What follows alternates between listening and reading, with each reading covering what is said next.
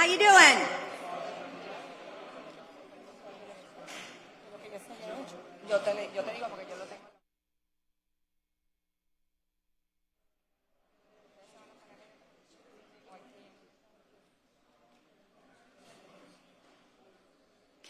Well, hello everybody. Welcome to the City of Miami Commission meeting, our first meeting in July. This particular past week has been a pretty important one for the City of Miami, particularly with the efforts of City of Miami Police Department and Miami Fire Rescue. We have two amazing, I don't know if milestones is the right word, but endeavors that went off extremely successfully, and as residents can make all of us very, very proud.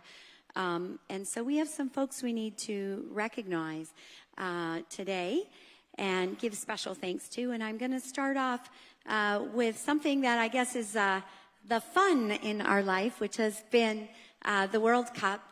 We successfully completed 24 days of activation at Bayfront Park. Commissioner Gabella is chair of that. We know we don't usually do 24 days, but you did that at FanFest. I'm going to let the FIFA folks come up here and tell you a little bit about their thoughts about that. But everybody that I've spoken to that has traveled across the country and seen other FanFests says ours was the best. And part of the reason it was the best, it wasn't just that it's by beautiful Biscayne Bay and that our activations were incredible and that it was family friendly, but also that it was safe.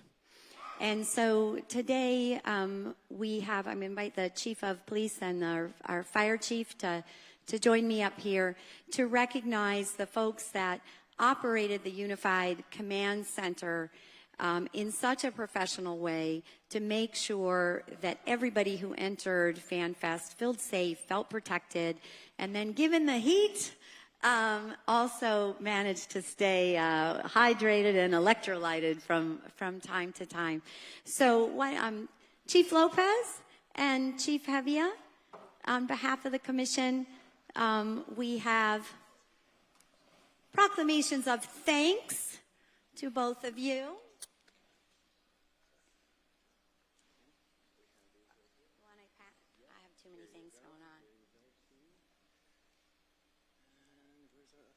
Right here. So, but in addition to that, of course, you all generally get the credit because you're the top dogs. But I'd also like to invite up 10 key individuals in the Unified Command. I'll let you both talk a little bit about this operation. But if Major Alexis Valdez, Captain Daniel Kerr, Lieutenant Genevieve Sadler, Sergeant Robert Robinson, Sergeant Pierre Cordon, Executive Officer Bobby Suarez, Yasmin Fernandez. We have Assistant Fire Chief Bobby Art Losada, Lieutenant Michael Garcia, and I don't think Assistant Fire Chief Mooster's here today, but he's in our hearts. So, gentlemen, please come on up. Thank you, guys.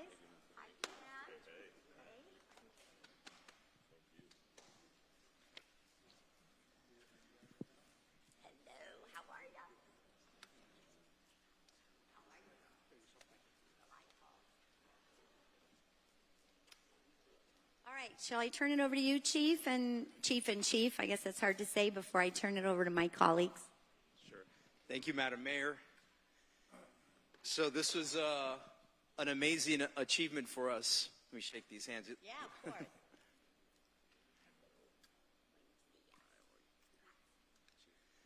The planning for an event like FanFest is very in-depth. It started in December of 2024 with our partners that are sitting up here in the front, the host committee. Can we join? Ask them to, come on up, guys. Come on up, Ray. Come, Ray.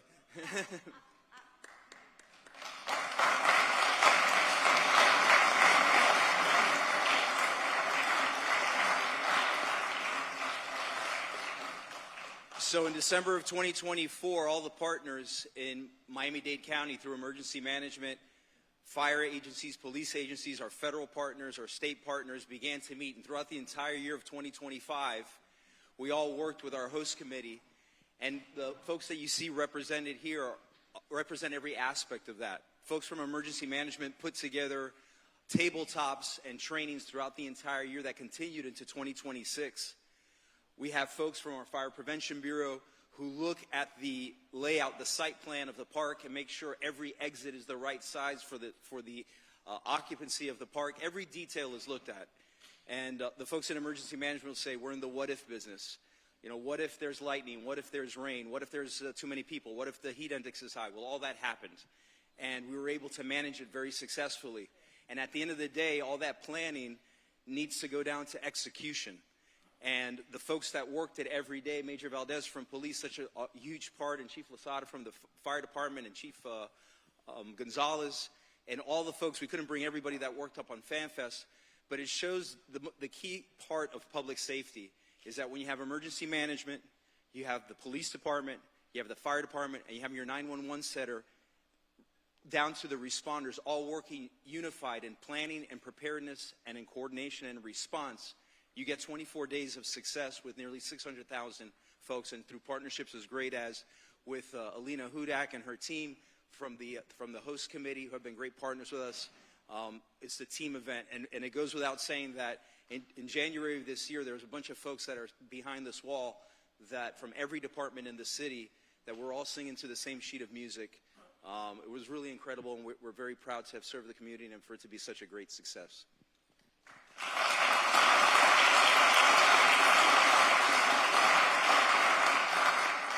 Thank you, Chief Hevia.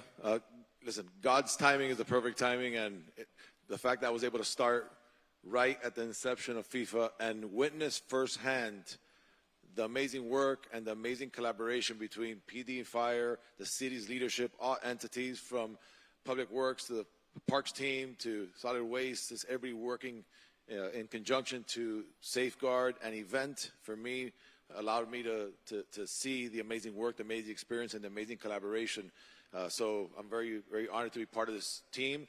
The folks that are in the back, are critically important to the success of these events. Like Chief Hevia said, it's a team approach, but they're the ones that were spending countless hours in extreme conditions, away from their families, away from their loved ones, away from their kids who are not in school, day in, day out. I was able to walk that event, see the collaboration with our elected officials, with the city's leadership team every single day, visiting our command posts, delivering water, all the little things that truly make an event like this be a success. So I want to thank the city's leadership, the city manager, all hands on deck for a successful event, and I was just grateful to see it all. So thank you.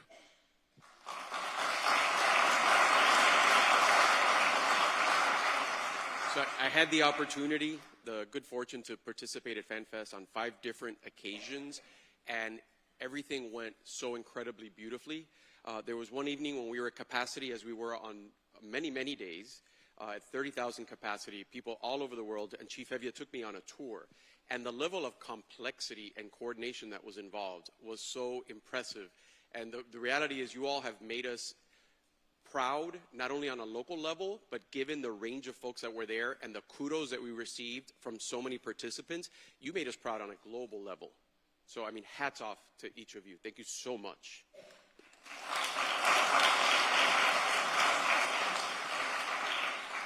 I'd like to say a big, warm thank you to the host committee and to Chairman Gabella. The park was amazing. The experience was over the top. Miami had the best fan fest in the U.S. In the U.S. To capacity. I had so much fun, and now I am forever a football fan. Forever a football fan. I started off knowing zilch, and now I know this much. But I can't imagine what went into that for 24 days, the preparation, the heat, like everyone's. It was seamless. It was seamless. And I'm proud to say that the last Fan Fest experience that we will have in Miami will be in District 5 at the Little Haiti Soccer Park for the bronze match. So there's still more to come. We're going to have entertainment. We're going to have that wonderful match and food and everything that you saw.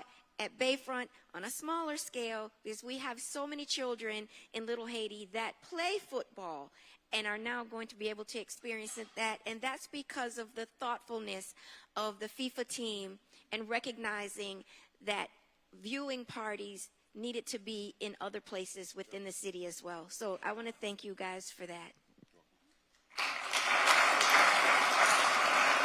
I also want to thank all of you very much. I think, when they say it takes a village, it really does. Commissioner Gabella, fantastic. The entire host committee, fantastic. As the District 2 Commissioner, it's in our district, and so we hear directly from residents about all the events that happen. But so many of our residents were proud of FanFest, and they really got it. They understood, like, yeah, we're making some sacrifices here, but wow.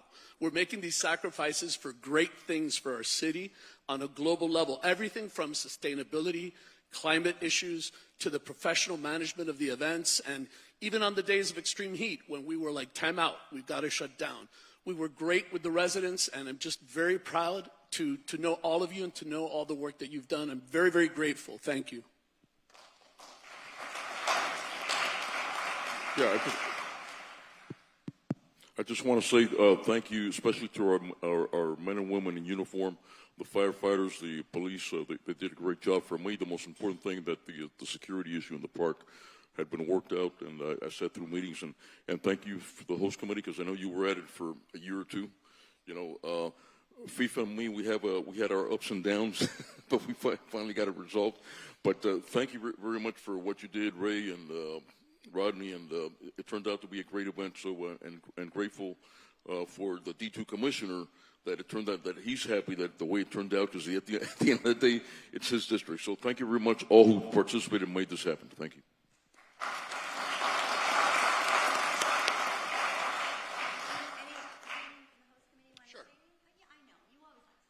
Rodney Brado, thank you. Mayor, I want to commend you, the chairperson, and the commission for recognizing the police and fire department. Not often do they get recognized for their public service, and they did an amazing job. I can't tell you, but I think it was just a handful of just minor arrests throughout 23 days, which is just incredible. I want to commend that. I want to recognize Alina, who was our president, who ran the committee from day to day, and our chief operating officer, a former assistant chief of police here. And by the way, I wore the uniform for 6 years, and Ray and I were rookies together, and we were roommates. So, and this is a full circle. So we're back here at the city, and it's great to be home. I consider home. My mother worked for Pan Am and worked in this building. So it's really great to be here. But Mayor, thank you. We couldn't have done it without the city and all their in-kind service and the police and fire. I want to recognize my dear friend Raquel Regalado, Commissioner of Miami-Dade, who's here. Raquel, thank you, because without Miami-Dade support, we couldn't have pulled this off as well. So it was great to see the collaboration between Miami-Dade, the City of Miami Beach, Miami Gardens, everybody. We all work together, and you're right. FIFA has come to us and told us that we are the #1 city in America for FanFest. So it's been great. Thank you. Good morning, everybody. Alina Hudak, and it's certainly been an honor for me to, at this particular juncture in my professional path, to be in this position. And I really want to thank our leadership, Rodney, for that phone call a year and a half ago. For us, I think so many of us collectively, I think we have, hundreds of millions of years in public service, and to have this moment, this legacy moment for our community, so many unsung heroes in public service behind the scenes, making this happen for us and being a part of us. The collective, we should be extraordinarily proud. We have 2 more weeks to go. We have 2 matches in Miami, and we have 13 plus watch parties, not only here in Miami-Dade County, but also in Broward. So we are, as a host committee, extraordinarily grateful for the support that we receive from all of our local jurisdictions. And I have to really express my most sincere gratitude to our leadership, our executive committee, represented here obviously by Rodney and David Whitaker. We have 24 members of our board that are volunteers and leaders in our community that have supported us as well. So for us, Mayor Higgins and Madam Chairwoman, and to the Commission, thank you so much. I can tell you sincerely, I sit on every 2 weeks we have a call with fellow CEOs and host committees throughout the country, and I hear the issues that they're dealing with. And never in my 2-year tenure did I have to deal with that type of issue with my partners and with our jurisdictions and our government. So thank you very much for all of your support. It's certainly been an honor, and we have 2 more weeks to go, so let's keep watching soccer. Thank you. We'll organize for a photo.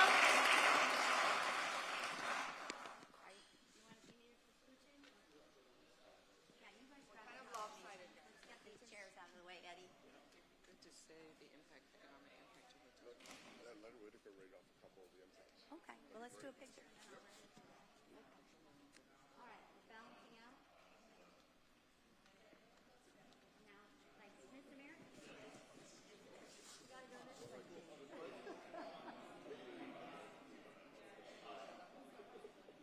They can get us way. Look way out.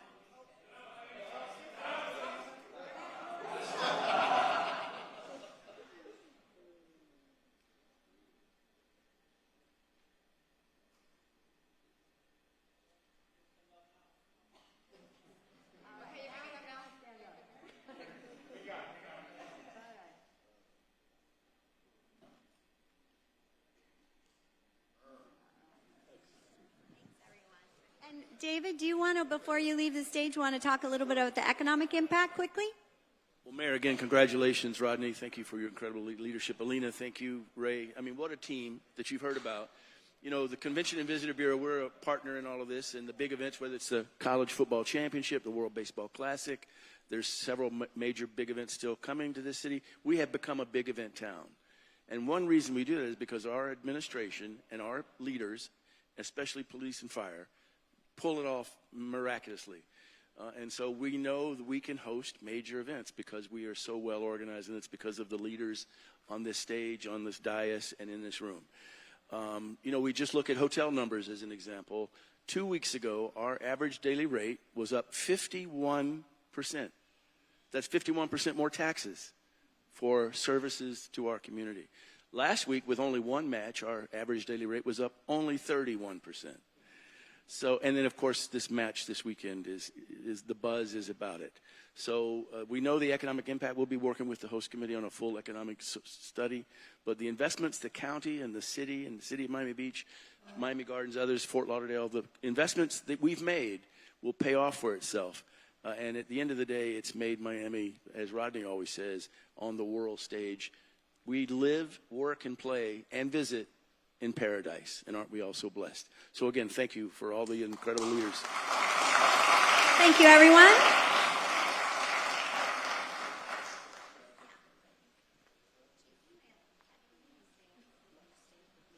All right. Thank you, guys. I appreciate it.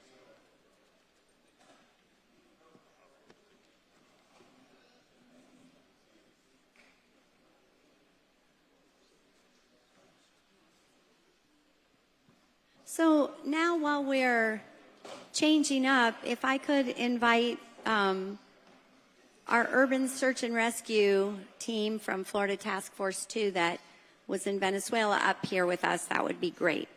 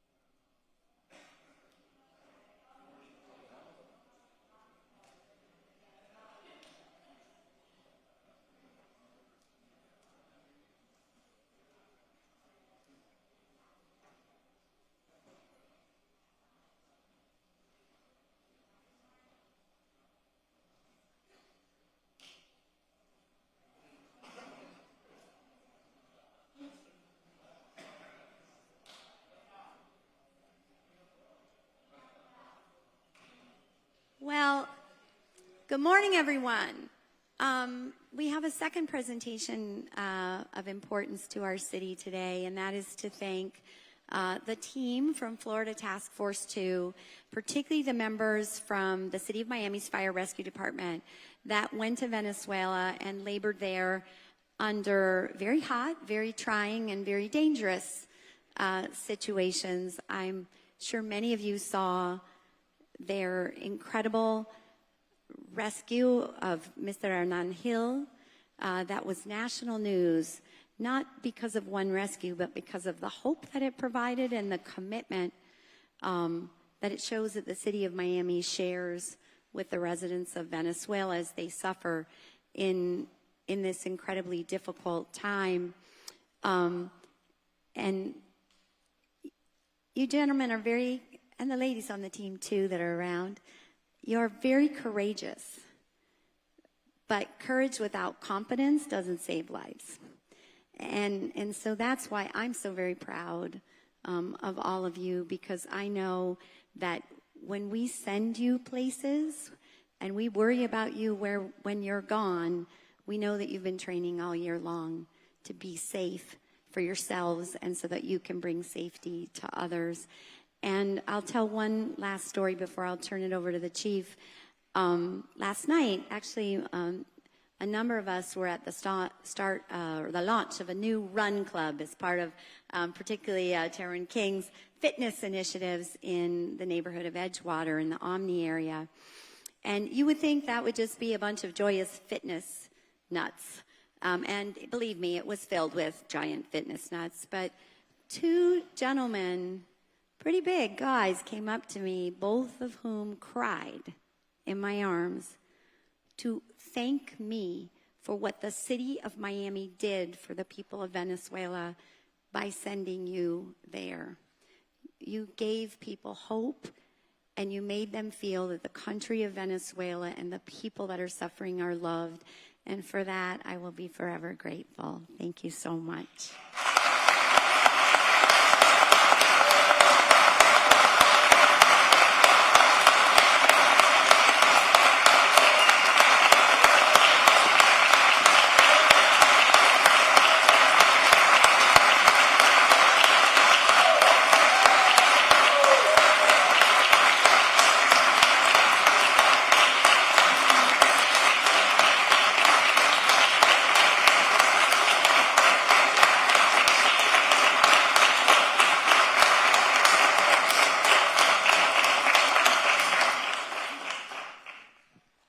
Thank you, Madam Mayor, and the Commission, the City Administration for allowing us to go, for saying yes. I'd like to play a little video, and then I'll speak a little bit about the team, if we can. I don't know if we have somebody that can press play there at the at Communications. It gives you a little context of what our team endured.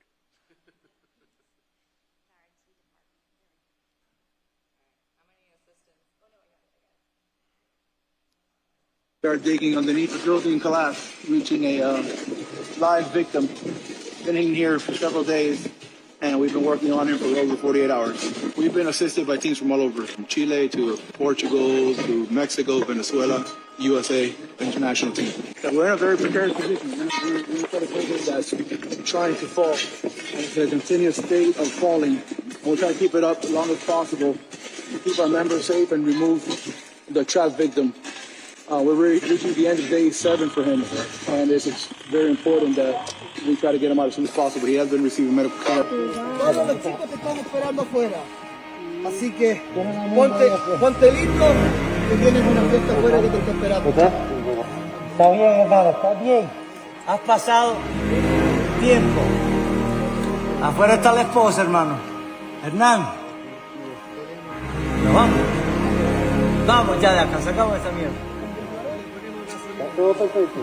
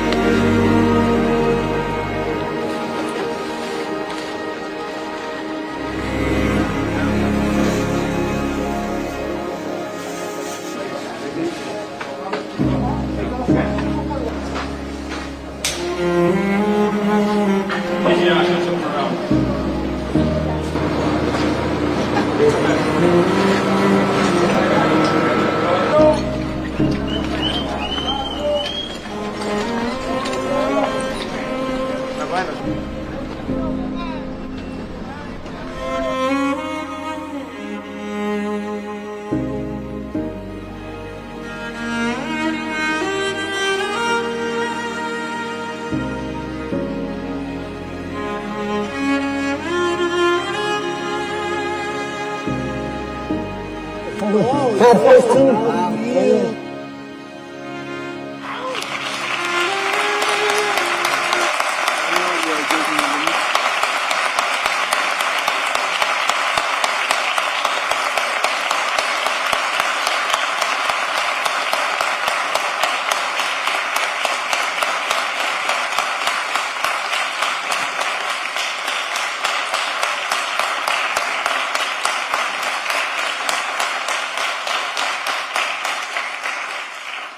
I want to give a little context of the team and how they deploy because it's foreign to some folks. The Urban Search and Rescue Team, there are 28 federal teams in the United States. There are 8 in Florida, state teams. And it's a team made of Miami firefighters, some participating agencies. And we deployed with 79 folks to Venezuela. People say, well, how is it when you get there? Where do you stay? Well, those are unanswered. They leave there knowing that they have to search and rescue for the people of Venezuela that suffered this horrific catastrophe, this earthquake, and that's their mission. That's it. That's the instructions they have. And they left with 25 tons of equipment and land at an airport and have to figure it out. They built a base of operations. They slept on the floor for 8 days. They worked 24 hours a day, 7 days a week. They never took a break, working rotation and shifts. And what's incredible to me is when they deploy as Florida Task Force 2, and this because they were deployed as an international team, they were known as USA 11. And that to me is incredible because they represented not only our fire department, every elected official here, the city administration, all the department directors behind us, every resident of Miami, but they represented the United States of America. That's incredible.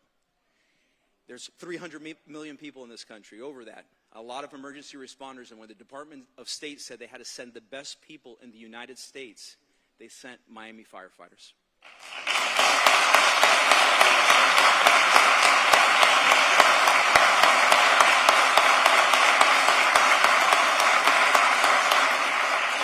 I want to take out any notion that, this is a team that we have hidden in a closet and they train all day, and it's not the way it is. It's not the way it is. They were going to wear these fancy long-sleeve shirts that they really don't care to wear and ties because I made them wear it. They're going to leave out of here, put on a blue shirt, and they live in the fire stations that are in your neighborhoods. They live in the fire stations in all these districts. And when you call 911, these are the same firefighters, whether it's for an accident, a heart attack, or just not feeling well. Hopefully you never have to call 911. It's these same firefighters that the USA called to represent the United States of America that are going to go to your house. I encourage you, they're all standing around here today. If you're waiting in line to speak, I encourage you to visit a fire station in your neighborhood, and I encourage you to speak with them today to ask them about the career as a firefighter and ask them about what their tour in Venezuela was like. I need to call out 2 people, if you allow me a little bit of privilege. Jerry Rodriguez and Chris Diaz, if they'll come here.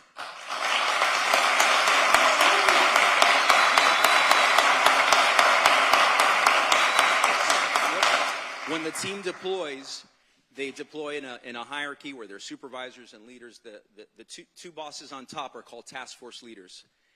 And we're going to Venezuela. I'm sending 79 folks. I'm responsible for them. And I don't sleep until they come back, and I talk to them as much as I can. I needed the 2 best people I can think of to be task force leaders. And Jerry Rodriguez and Chris Diaz were the 2 men that led that team. What's more important is that they're both devoted husbands, and they both have children that are in elementary school. And this is an extremely dangerous mission. And I called them and I said, I need you to do this for me. And without hesitation, they said yes. And in 3 hours, they were on a plane and they were going to Venezuela and left their family behind. That's incredible. We owe you.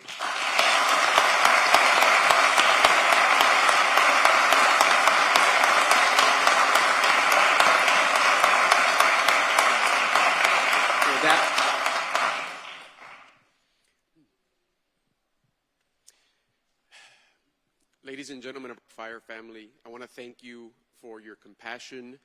I want to thank you for your courage. And I think most importantly, I want to thank you for reflecting the best of who we are as the city of Miami. Thank you.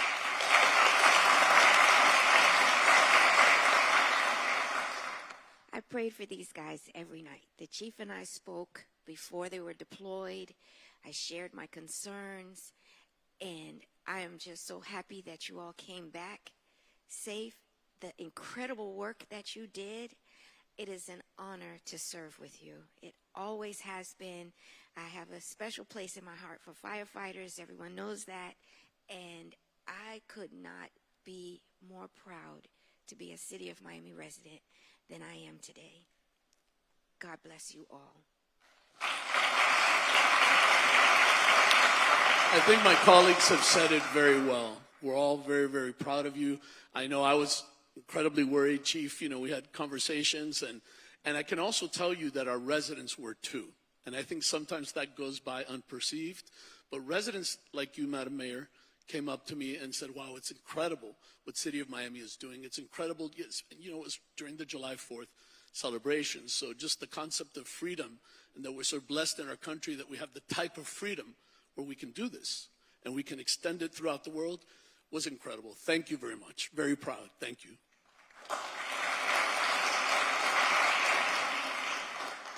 Yes, thank you very much for your sacrifices and the sacrifices that your families make also. One more thank you for many thank yous that you deserve. So God bless and thank you very much again for your service and what you do every day. Thank you.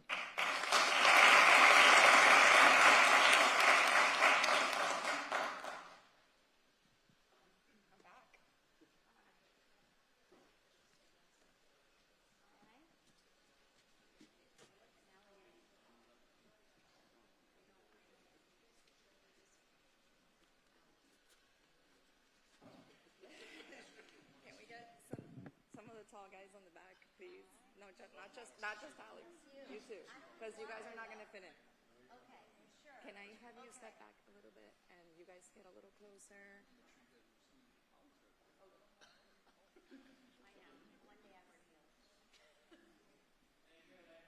Sorry.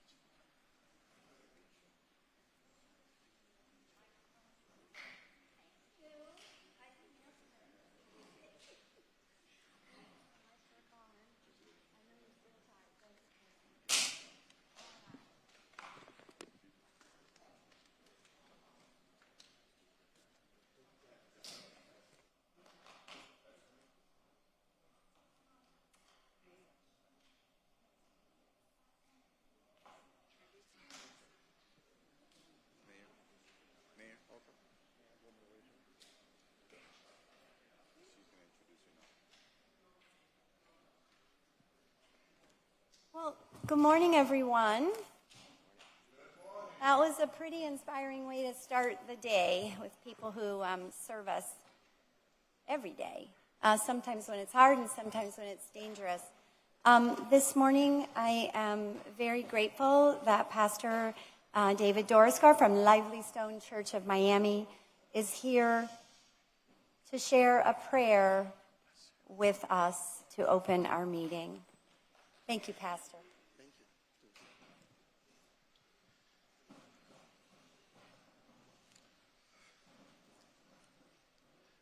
Thank you. This prayer will be bilingual. Heavenly Father, we thank you for the courage of our leaders, and we ask that you bless this meeting. We ask that you touch them. Seigneur, nous remercions pour tout le monde qui a guidé Vilsa, Seigneur. We ask that you touch them, that they may abound in love, for you are love. Nous demandons que vous mettez amour dans cœur pour qu'ils soient capables de marcher dans l'amour.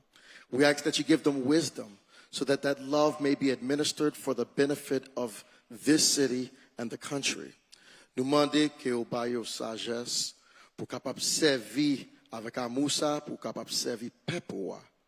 We pray this in the mighty name of Jesus Christ.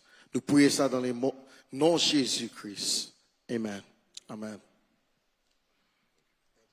Commissioner Rosado, would you lead us in the Pledge of Allegiance?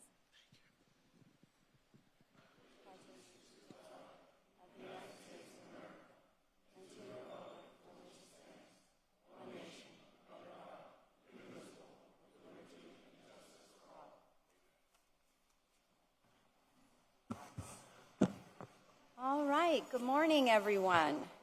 Madam Mayor, Yes, ma'am. if I may, today I am intentionally wearing pink in support of my colleagues' cumpleaños. It's Commissioner Rosado's birthday. If you guys would join me. in Happy wishing him a birthday. happy birthday. And look at him in his pink.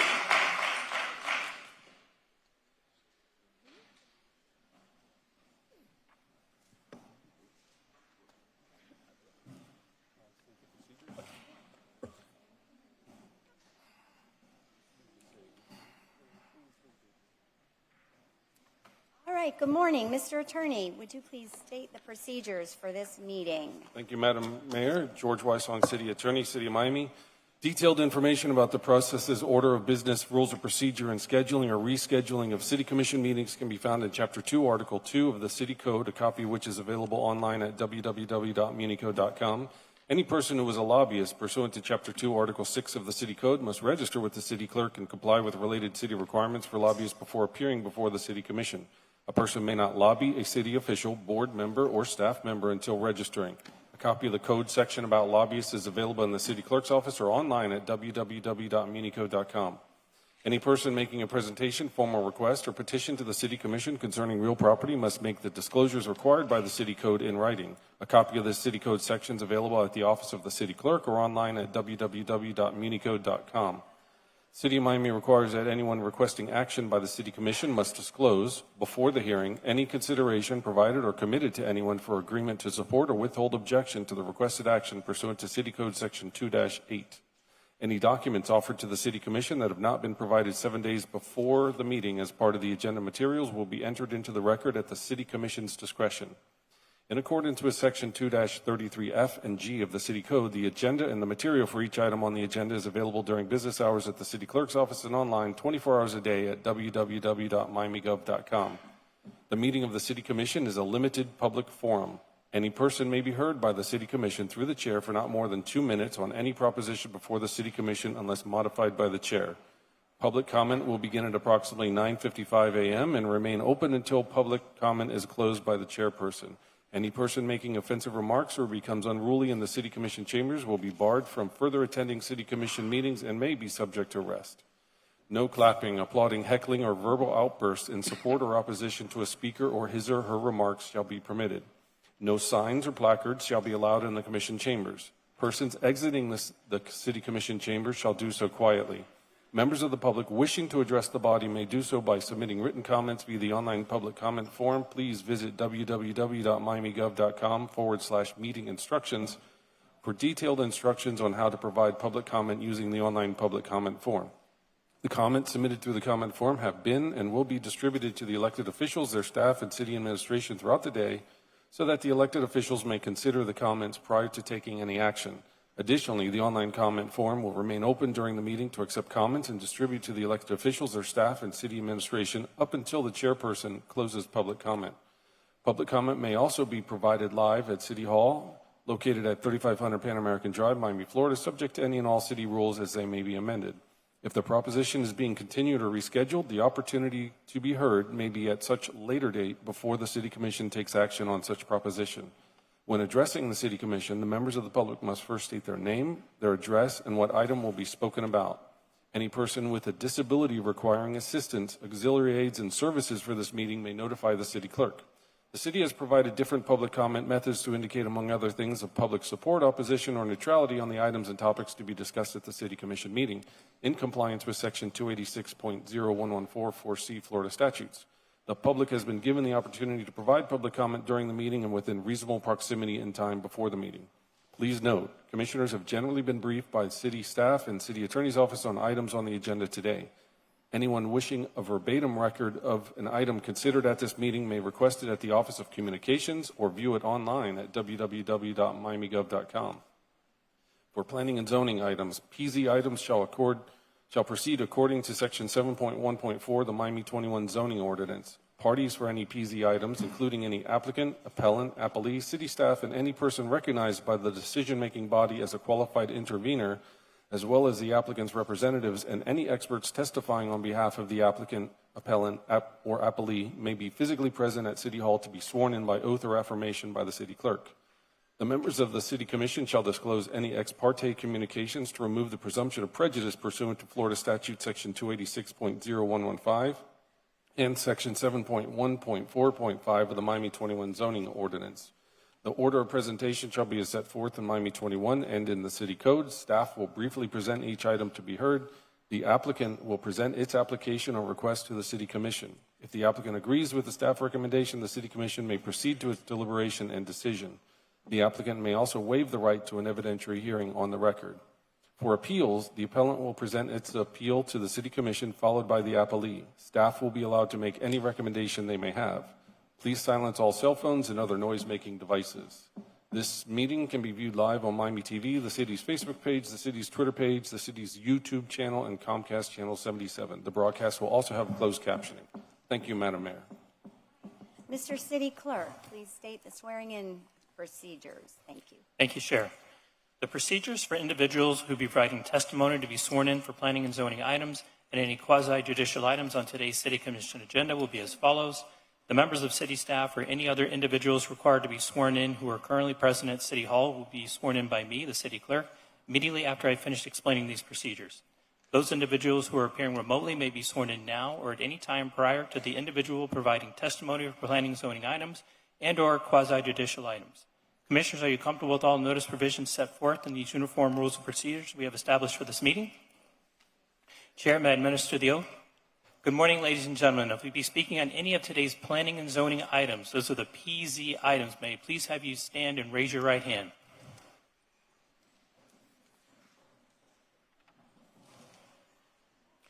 Do you solemnly swear or affirm that the testimony you're about to give at today's hearing is the truth, the whole truth, and nothing but the truth? And your response is?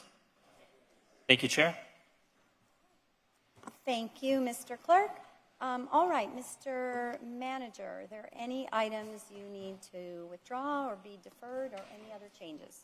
Thank you. Good morning, Madam Mayor, Madam Chair, Commissioners. At this time, the administration would like to defer or withdraw the following items. RE8 to be withdrawn.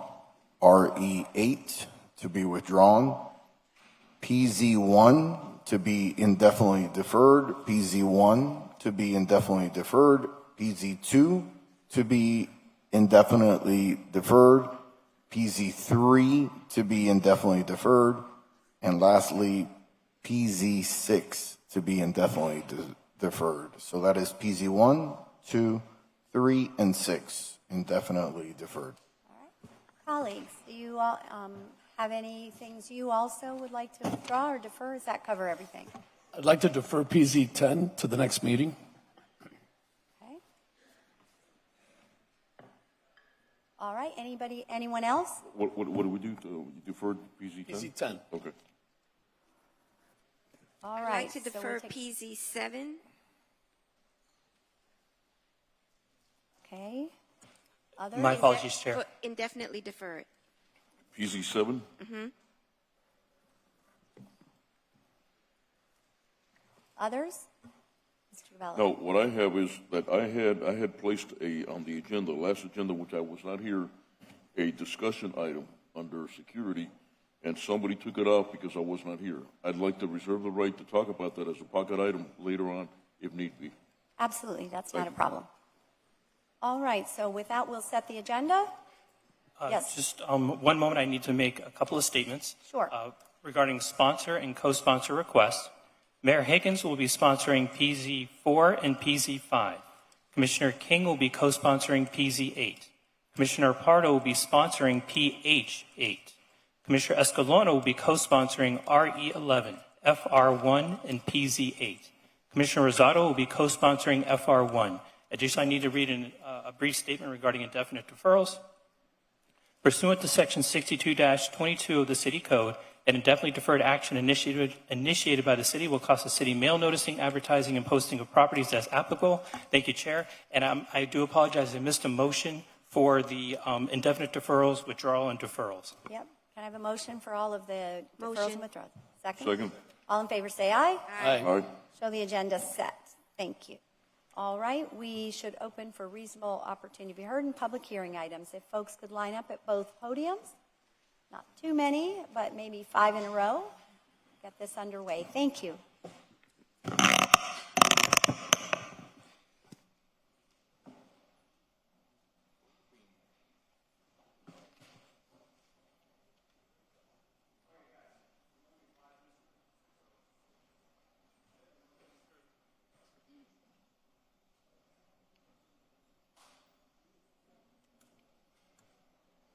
Mr. Cruz, you may begin. I'm sorry? You may begin, sir. Elvis Cruz, 631 Northeast 57th Street. Good morning. RE5, the bond ballot reads like a sales pitch, as they usually do. It's asking us to charge $450 million on our credit card, but it leaves out an important piece of information. How much do we already owe on our credit card? That's about $1.2 billion. I hope you vote down this item, but if you do decide to go ahead, you should change the ballot language to include that pre-existing $1.2 billion debt in the interest of transparency and fairness and fiduciary responsibility so the voters can make a better informed decision. Item PZ8 would increase the buildable footprint and lot coverage without counting it as lot coverage in T3 neighborhoods by allowing front porches to take up half of the front setback, which could become only 10 feet instead of the standard 20-foot front setback. That creates an incentive to build wide porches, which would decrease tree planting area, green space, permeable ground area, and increase urban heat effect. The city talks about the importance of tree canopy, but this item threatens one of the best places in the city to plant trees, which is a single-family home's front yard. Please vote no. RE 12 and 13. Wow! Commissioner Rosado, I almost had a heart attack when I saw the city of Miami might actually start getting serious about maintaining facilities. Yes, it's much smarter and cheaper to maintain as you go instead of asking for a $450 million charge on our credit card. Thank you. FR1 is good. Keep our sidewalks open during construction. PZ9, Coconut Grove Playhouse, it's a shame that the new design uses an ultra-modern box architecture style, which is an insult to the historic 1927 facade. Lastly, please heed the West Grove neighbors' request to be shielded from traffic impacts. Thank you, Mr. Cruz. You're very welcome. Thank you, ma'am. Yeah. Folks, when you hear the buzzer, it's 2 minutes, so thank you means thank you. All right, please, go ahead. Good evening, Jose Alzi, 788 Southeast Park Drive. Yeah, I'm here on behalf of all the residents of Miami-Dade County. Even though we don't live within the city of Hialeah, the service you provide us is unbelievable, some that we couldn't afford in Hialeah, like your Fan Fest, and also your Cultural Affairs Council, how they benefit your city. This proposal about the Coconut Grove Playhouse, I'm sure your planning and zoning didn't understand the return on investment in this. Yeah, you provide the facility, but they provide, you're going to get millions of dollars in grants. I'm a retired employee from City of Hialeah Parks, Recreation, and Leisure. I was the director of Mylander Cultural Affairs for 7 years. And what the job that the Cultural Affairs Council does by you just providing a space is like unbelievable. And to be a great city like Miami is, you need a good cultural affairs presentations and facilities that are well-renowned. If you want to be like, the return on investment on tourism and what you do to Miami-Dade County residents is like without feedback. And I also want to congratulate the new director, Ashley Thomas, because she's been able to provide like Liberty City, Overtown, the marginalized communities that in the past were not eligible. She's made an extra effort to reach those. So sometimes we think cultural affairs was only reaching those that could afford the ticket and the dinner in Coconut Grove, but they are also reaching big time in in cities like Liberty City and Overtown and Little Haiti. So I just wanted to recognize the job that they do. Thank you.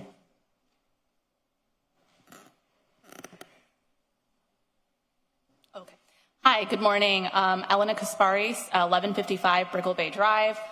In my area, we're seeing an unprecedented amount of construction development that has caused disruption in numerous ways. So I'm very happy to see FR1 brought to the commission today, and I asked for support of it. I have personally almost been struck by a vehicle on more than one occasion because there's significant sidewalk closures on both sides, in many cases, of the same street, essentially forcing pedestrians into the street. There's no reason that we should not require developers to have safe and a standardized requirement for pedestrian passageways. We have seen a very inconsistent application and usage of that. So I hope that FR1 will create that in a standardized and quality way. Even just across, the bridge from Brickell where I live, we see a lot more under, protected areas where you can pass through in downtown, but still very inconsistent. So I hope that that will be provided today. There's many, that will be passed today. There's many cities that can do that. If we want to be a world-class city, we need to prioritize pedestrian safety, especially in areas that are very walkable, where we have significant amount of pedestrians on the sidewalks. So thank you.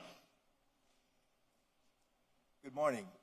Reynold Martin, Coconut Grove, 3325 Percival Avenue, here representing Homeowners and Tenants Association and Grace. Now, a couple of weeks ago, we had a discussion with the county regarding the Playhouse, and there are so many deficiencies such that the PZAB said, let's go back and let's see if we can work on this. And we were very satisfied with the engagement between the city and the county, trying to create a win-win situation in our community. And I'm happy with what was proposed. However, I'm dissatisfied that we are obliterating the concept of civic and institutional. And I'm also disturbed that we may lose our historical significance. But I think going forward, these things ought to be considered. And if we can accomplish these things that are proposed without obliterating the concept of civic and institutional and maintain our historical significance, then we ought to go forward. Thank you. Good morning, commissioners. Alejandro Martinez at 2525 Southwest 3rd Avenue. I support agenda item FR1 because pedestrians deserve to have safe and accessible pathways, even while construction is taking place. Too often, sidewalks are closed with little consideration for the people who rely on them every day, forcing residents, families, seniors, and visitors into unsafe situations. Requiring temporary pedestrian protection structures is a practical, common sense solution that balances development with public safety. I encourage the Commission to approve this ordinance and make pedestrians access a priority. Thank you. Good morning, Renee Pesci, 5517 Sardinia, Coral Gables, 33146. I'm here today in strong support for the appeal to restore and reopen the Coconut Grove Playhouse. The Playhouse is an irreplaceable cultural landmark and a public asset that belongs to all of us. Restoring it's about preserving our history while creating opportunities for future generations to experience theater, arts, education, and community programming. The arts are also a powerful economic engine. The Playhouse will create jobs, support local businesses, attract visitors, and strengthen our neighborhoods. Investing in the Playhouse is investing in Miami's economy, quality of life, and international cultural reputation. I ask you to reverse the decision and approve this appeal. By doing so, you will preserve the treasured institution as a public cultural asset. If we fail to move forward with this project, we risk losing that vision and the opportunity to keep the Playhouse in service to our community for generations to come. Thank you. Hello, my name is Tomas Kennedy. I live in 6601 Northwest First Place, Miami, Florida, 33150. I'm here to speak about the bond, which I oppose. I find it to be fiscally irresponsible. But I'd be remiss, since it involves police-related matters, to not bring up the city's 287G agreement that deputizes law enforcement to conduct immigration enforcement. There was about I think 70, 80 people here that spoke for about 3-4 hours, calling on commissioners and the mayor to rescind this agreement. I just want to reiterate, under Florida Statute 908.11, the city did not have to sign this agreement. It did so voluntarily, and it can voluntarily exit it. And to finish, I just want to clarify a point of misinformation that was stated during the meeting by the city attorney, with all due respect.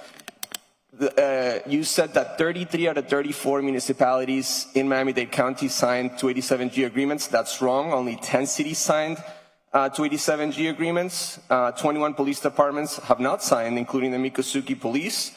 And it would be accurate to say that less than a third of Miami-Dade cities have signed on to 287G agreements. So again, I just call on you guys to do the right thing, exit this agreement. You have the legal cover to do so. You have the political context to do so. And it would be the moral and right thing to do. Thank you.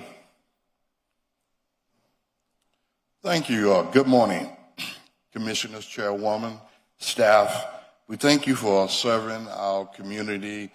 And I just want, my name is Chaplain Stanley Young, 500 Northwest 2nd Avenue. I have been approaching the county for a couple of years about the mental health facility that needs to be opened. You had 3 of your commissioners came down to help push this agenda across the finish line. Mr. Rosado, Cabela, and Porto came down, and I was so pleased to see them there, actually showing their faces, showing their support. But I'm here to talk about PH1 through PH7 is about housing.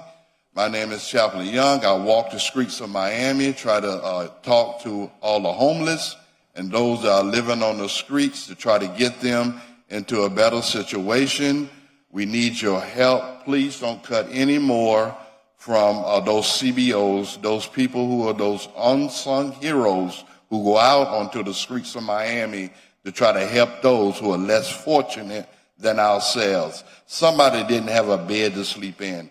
Somebody don't have a shower to wash up in. Somebody don't have a table to sit at to eat their food. That's where we come in to try to help, try to support, and try to aid those people. I have been doing this work for 36 years. I love it. I don't get a paycheck. I wouldn't even want one at this point. I just want to spend the rest of my life serving those who really do need help in our community. And I thank you for any kind of support, any kind of prayer, anything you could do to try to help me help them do what they really need to do in this community. Thank you. God bless. Good morning, Commissioners, Madam Mayor. I'm here on the Never-Ending Playhouse. I was the chair in 2005 when it was declared historic. What we all want is the end to the litigation, you probably more than anybody. The county today is going to be asking you to overturn the decision of your planning board. But I have to tell you, that's not going to end the litigation, in my opinion. But what will end the litigation is something you can do today. Defer this item specifically and ask the county to go back before the historic board who's asked for it to come back. The county will say they've already been before the HEP board and has gotten a COA. It was a conditional COA, conditioned on the county returning before the planning board with their final plans. So we're requesting to go back. They can present the same exact presentation they're going to give to you today. And what will happen at the HEP board? If the HEP board approves, they'll give them a COA. The building will stay on the National Historic Register and the litigation. If the HEP board denies the county and says, we don't like your plan, well, they can always come back before this board, and then you can overturn both the HEP board and your own planning board. So I think it's a solution because if it goes before the HEP board, we'll preserve our historic playhouse, even though 80% of it's gone. And I think that will end the litigation. You're going to have the attorney for the Playhouse Preservation Group here today. You can ask him if that will end the litigation, and he will say it will. So send them, ask the county to go back before the HEP board. They can put it immediately on their agenda, make their same presentation, get it approved, and all done. End of litigation. Thank you very much for listening to me. I appreciate it. Greetings and good morning, everybody. My name is Jasmine Doyle. I live on 3326 Charles Avenue. Let me say that again, 3326 Charles Avenue. My family has lived in the Grove for generations, and I'm here to oppose PZ9 concerning the Coconut Grove Playhouse. I won't be up here too long, but I believe with such a huge commercial development like this, there needs to be protections and agreements with the community.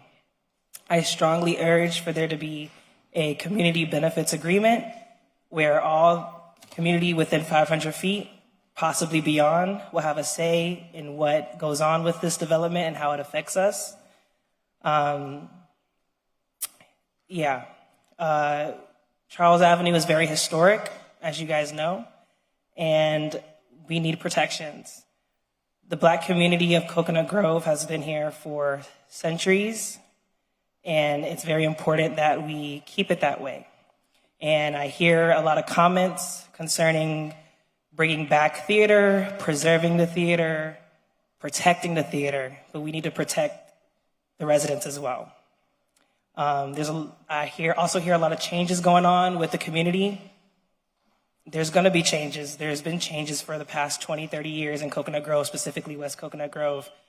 But although there's changes, we need to avoid erasure. And that's what I'm standing here to present today. Thank you. Community Benefits Agreement, please. Good morning. Elisa Margulies, Rice Street Center Grove, in support of FR1 for safe sidewalks. Now about that bond. Mayor, we love our first responders, but the strategy of warning us about slow emergency response times while tugging at our heartstrings isn't working. Why?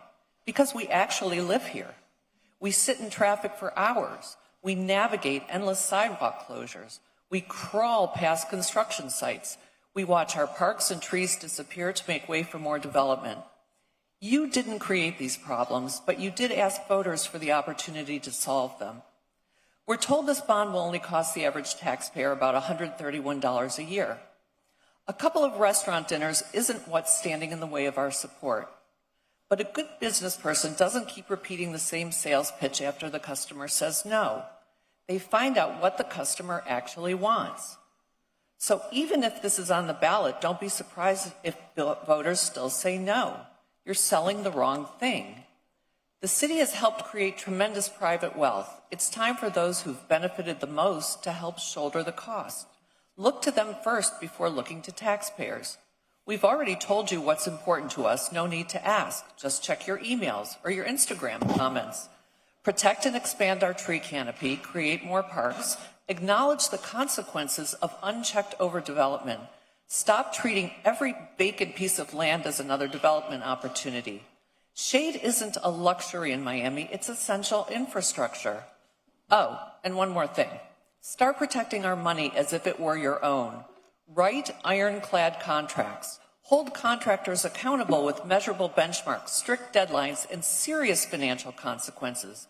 And respectfully, don't give us more dashboards and reports. Give us independent oversight with real enforcement. We don't need another sales pitch. We just need a better offer. Ball's in your court. Good morning, Chairwoman. James Torres, President of Downtown Neighbors Alliance on RE5. Much of this bond is about repairing aging facilities, modernizing stations, upgrading equipment, and investing in infrastructure for our first responders who rely on this information and job safety effectively. And while the city debates how to fund these critical items, there's another pot of gold in front of you. It's called the Downtown Development Authority, in which Commissioner Ralph Rosado is the chairman, that controls over $20 million. Millions of dollars have been spent on corporate giveaways, bloated PRs, contracts, sponsorships, branding, campaigns, influence-style marketing, food festival, burger videos, consulting, political vanity projects, all funded through this tax burden. If you look at this at a very easy scope and take $450 million, reduce that by 20, you are now working with $430 million. But here's a caveat for you. We're also being told that the bond question must be placed on the general election. That is not the case. The city has the authority to place the question before voters in a special election. So why don't we do that? Because there has not been any outreach that was promised to the communities of the city of Miami.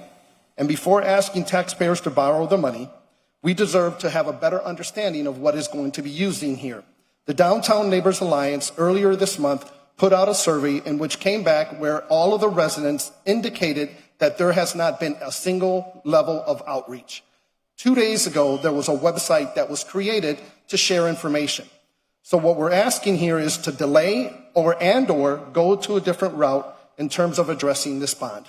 We are supportive of it, but however, there's not enough information. And after that's being done and taking $20 million from the DDA, now you're working with something else that you're going to be able to do away with that agency. Thank you. Miami Gardens Councilwoman Linda Julian, 18605 Northwest 27th Avenue. Good morning, Madam Mayor, Madam Chairwoman, Commissioners, and Charter Officers. As a board member of the Miami-Dade Cultural Affairs Council, I am here to speak in support of item PZ9, the Coconut Grove Playhouse project. This long-awaited project will bring highly anticipated theater and arts education back to the Grove and to the county at large, which is extremely important. As a former pianist, I'm an advocate for the arts education, and I know firsthand what this will do for the community. This project will not only bring great theater, but more opportunities for our young people to have access to the arts. So I urge you to please consider voting in favor of this project. And as I conclude my remarks, I'd like to wish Commissioner Ralph Rosado a very happy birthday. Good morning, Scott Silver, 2980 McFarlane Road. We have 2 minutes to tell a 1 hour story. The Playhouse is fine, but the garage fails to pass a basic smell test. You can send this back with a condition. For almost 20 years, store owners have been paying into a parking trust fund that now accrues $7 million. Now listen to the words, a parking trust fund. Don't break a promise to the people who've been paying a tax for over 20 years to use that money to increase the garage. The Grove bid was formed in 2008. I handled the formation of that. I was the lawyer who did that. We became the guardian of those funds. The intent was always to use that money to fix a well-acknowledged parking problem. The bid tried to amend this, amended the state statute that allowed the Playhouse to come back to the county. The whole intent of that fund was to use the one site that was available, which was the Playhouse. We designed a 435-car garage that was done. The design was done almost 10 years ago. Somehow, during the process of presenting this, the county reduced that to 300 spaces. In the interim, Miami 21 and other zoning codes, portions of the zoning code have been amended to allow structures over 80 feet. Commodore Plaza is about to have at least 2 projects that will exceed 80 feet. If the concern was the height of the garage, we went back and looked. I asked the city attorney, why did it change? Nobody had an answer. We finally went back to the HEP board resolution, and we found that the only language in there was that the garage should be compatible with the Playhouse. Compatibility is not just simply lopping off 135 spaces. There's no other place to build this parking garage in the entire Grove. The money is there. The bid was contributing somewhere in the range of $3 million. They have that money there. They have $7 million. I would urge you, I know this is not going to come up for discussion for about 3 more hours, but I would urge you to remember that. This is the only place where we can spend those monies. Use them wisely.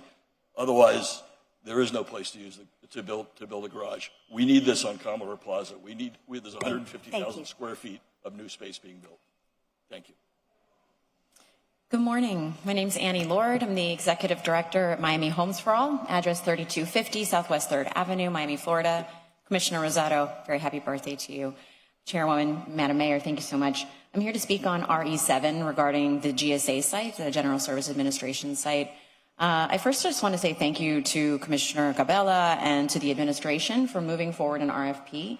Of course, we all know we have a terrible affordable housing shortage in Miami, and Miami Homes for All's mission is to ensure that all Miamians do have a safe, affordable place to call home.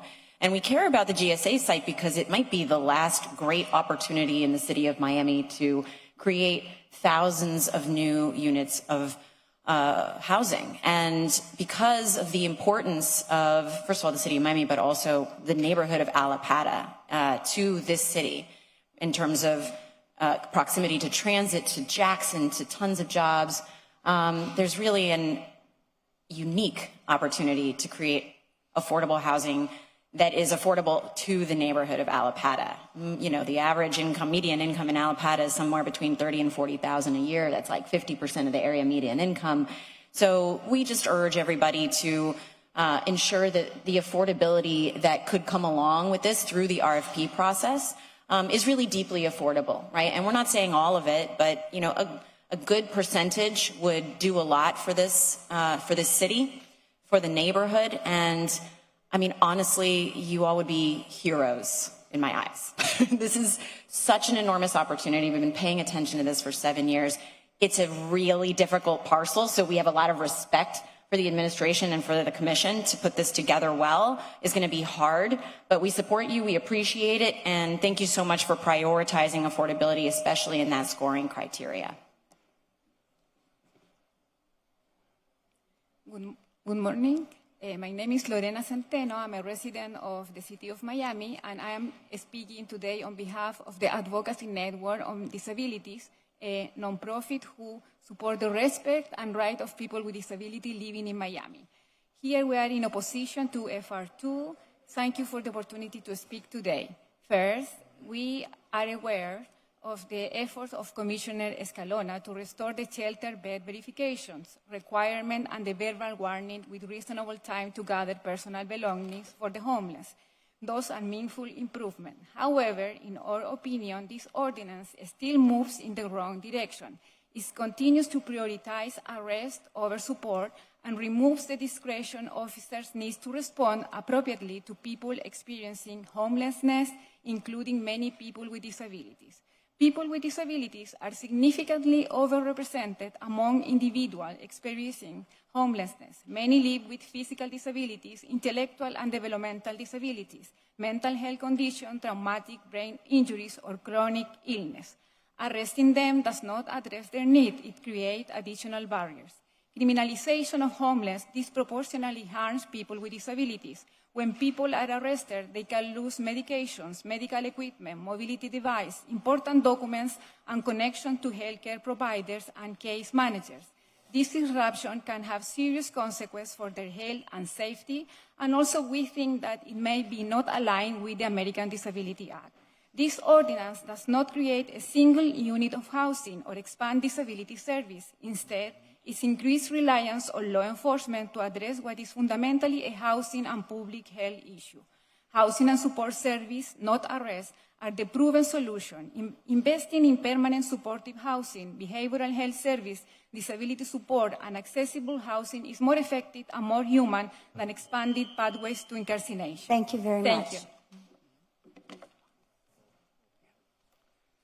Good morning, Steve Wright, 2330 Southwest 13th Street for the past 24 years, longtime proud Miami resident and veteran of public service in this very building for about a decade. I'm here in support of FR1. My heartfelt gratitude to the sponsor and everyone that's co-sponsored this. I travel the world speaking about accessibility for people with disabilities and pedestrian mobility. I'll start on a slight negative.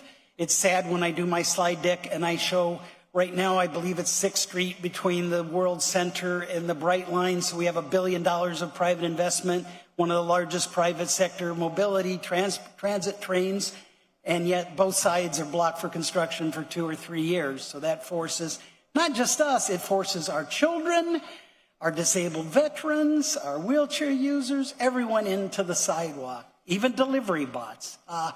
I'm also, having worked in this building, mindful that perhaps our partners in the development industry might say this is an added cost.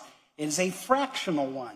I don't think any one of us would put basic human civil rights, which the American Disabilities Act guarantees, just basic dignity and mobility, to a cost-benefit analysis. So, you know, when that comes up an hour and a half from now or what have you, I guess I'll pour a little water on that. And last, on the high note, all these wonderful mom and pop businesses downtown. When I moved here, downtown was that typical you ran for your life after 5 p.m.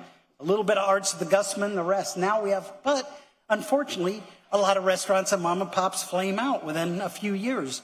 We have commissioners up here that very well understand the demands of restaurant and how hard it is to keep afloat. Well, guess what?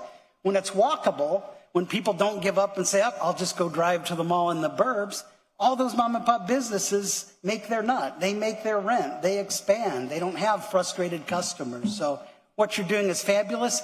Please let it be a first step on our journey to total inclusion for all. Thank you. Good morning. Samuel Crow, 14636 Southwest 132nd Court. PZ9. I'm here to speak on the partnership between FIU Department of Theater, which I'm a proud alumni of, and Gable Stage Theater Company, where I've worked at for the last 4 years since graduating. I've seen firsthand the benefits of this partnership for our community.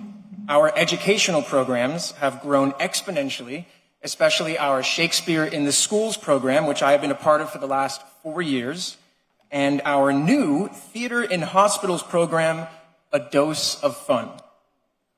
I've seen the impact that these programs have on our community, our children, our high school students. I'm excited for future projects between the two, like the Coconut Grove Playhouse. When my father immigrated to this country from Trinidad and Tobago in 1988, his first week in this city included seeing his first musical at the beautiful Coconut Grove Playhouse. Hearing my father talk about the wonder he experienced watching Fame back in '88 has made it a dream of mine to see this 100-year-old piece of history come back to life. Thank you. Good morning. Good morning, Mayor Higgins, Commissioner Pardo, Commissioners. My name is Courtney Berrien. I live at 3325 Charles Avenue in West Coconut Grove. I'm here this morning to ask you to not approve the county's request to overturn planning and zoning's decision to not approve their waivers. In other words, I ask you to please listen to members of our organization. Our organization is called Preserve the West Grove. I'm a board member. We represent over 35 families that live within 500 feet of the Playhouse. We are united in our concern about the commercial aspects of the Playhouse project. We also want theater to return to Coconut Grove. We have no problem with Gable Stage or any of the planned community programming, but we have grave concerns about the commercial nature of this project, particularly how traffic and the overflow of commercial activity will hurt our quality of life as neighbors.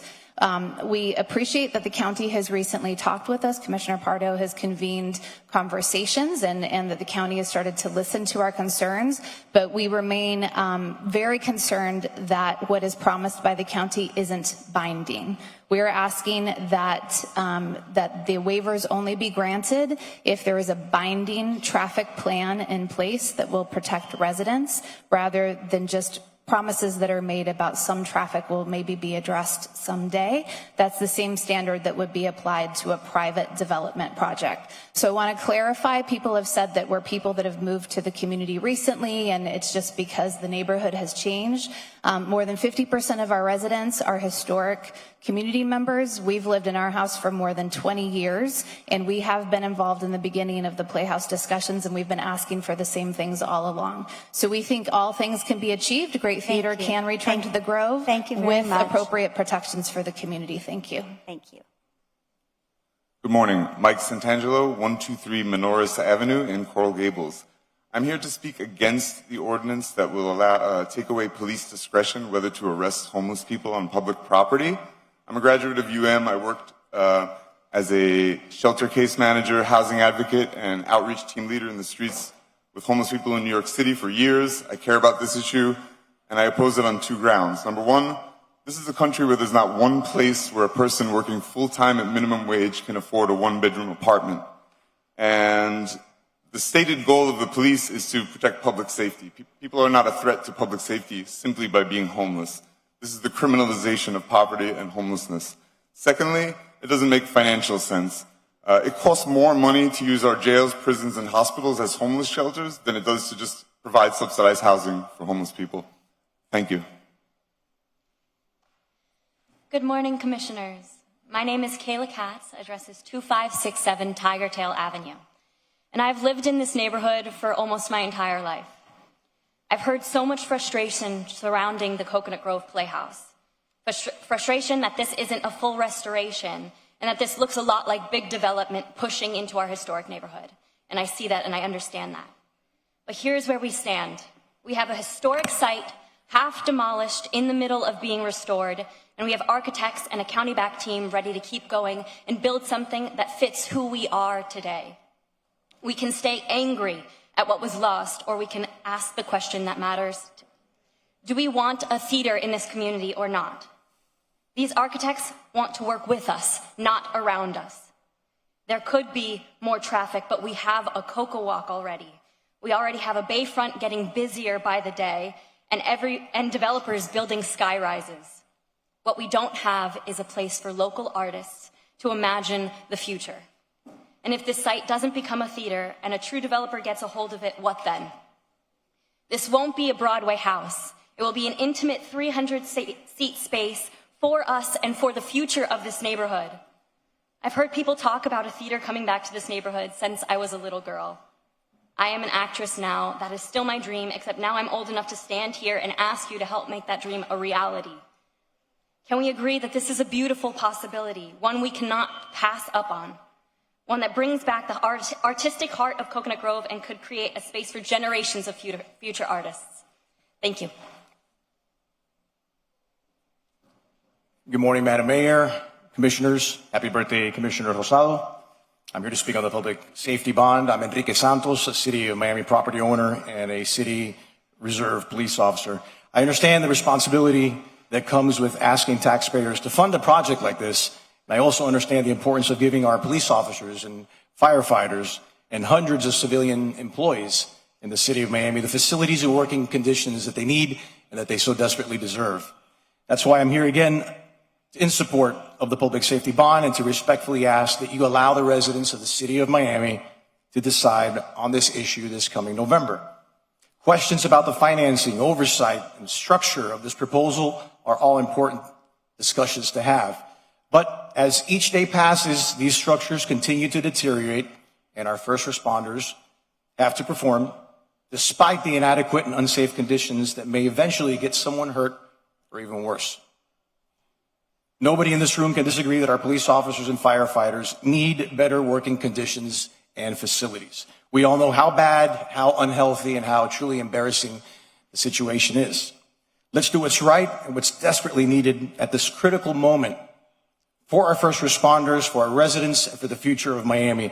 If voters reject the bond, they've spoken. If they approve it, they've spoken. Either way, the decision belongs to the people of Miami. I just respectfully ask that we let them vote on it. Thank you. Good morning, Madam Mayor, Commissioners, some of you that I know. It's a pleasure to be here. Happy birthday, sir. And my name is Patty Arias. I'm the Executive Director of the Latin Chamber of Commerce of the United States, Camacol, 1401 West Flagler Street, and a former theater actress. That's how I got my first job, so I know it well. But I'm here to express our strong support and Camacol's strong support for the Miami-Dade County Department of Public Affairs, of Cultural Affairs vision for the Coconut Grove Playhouse and its partnership with Florida International University.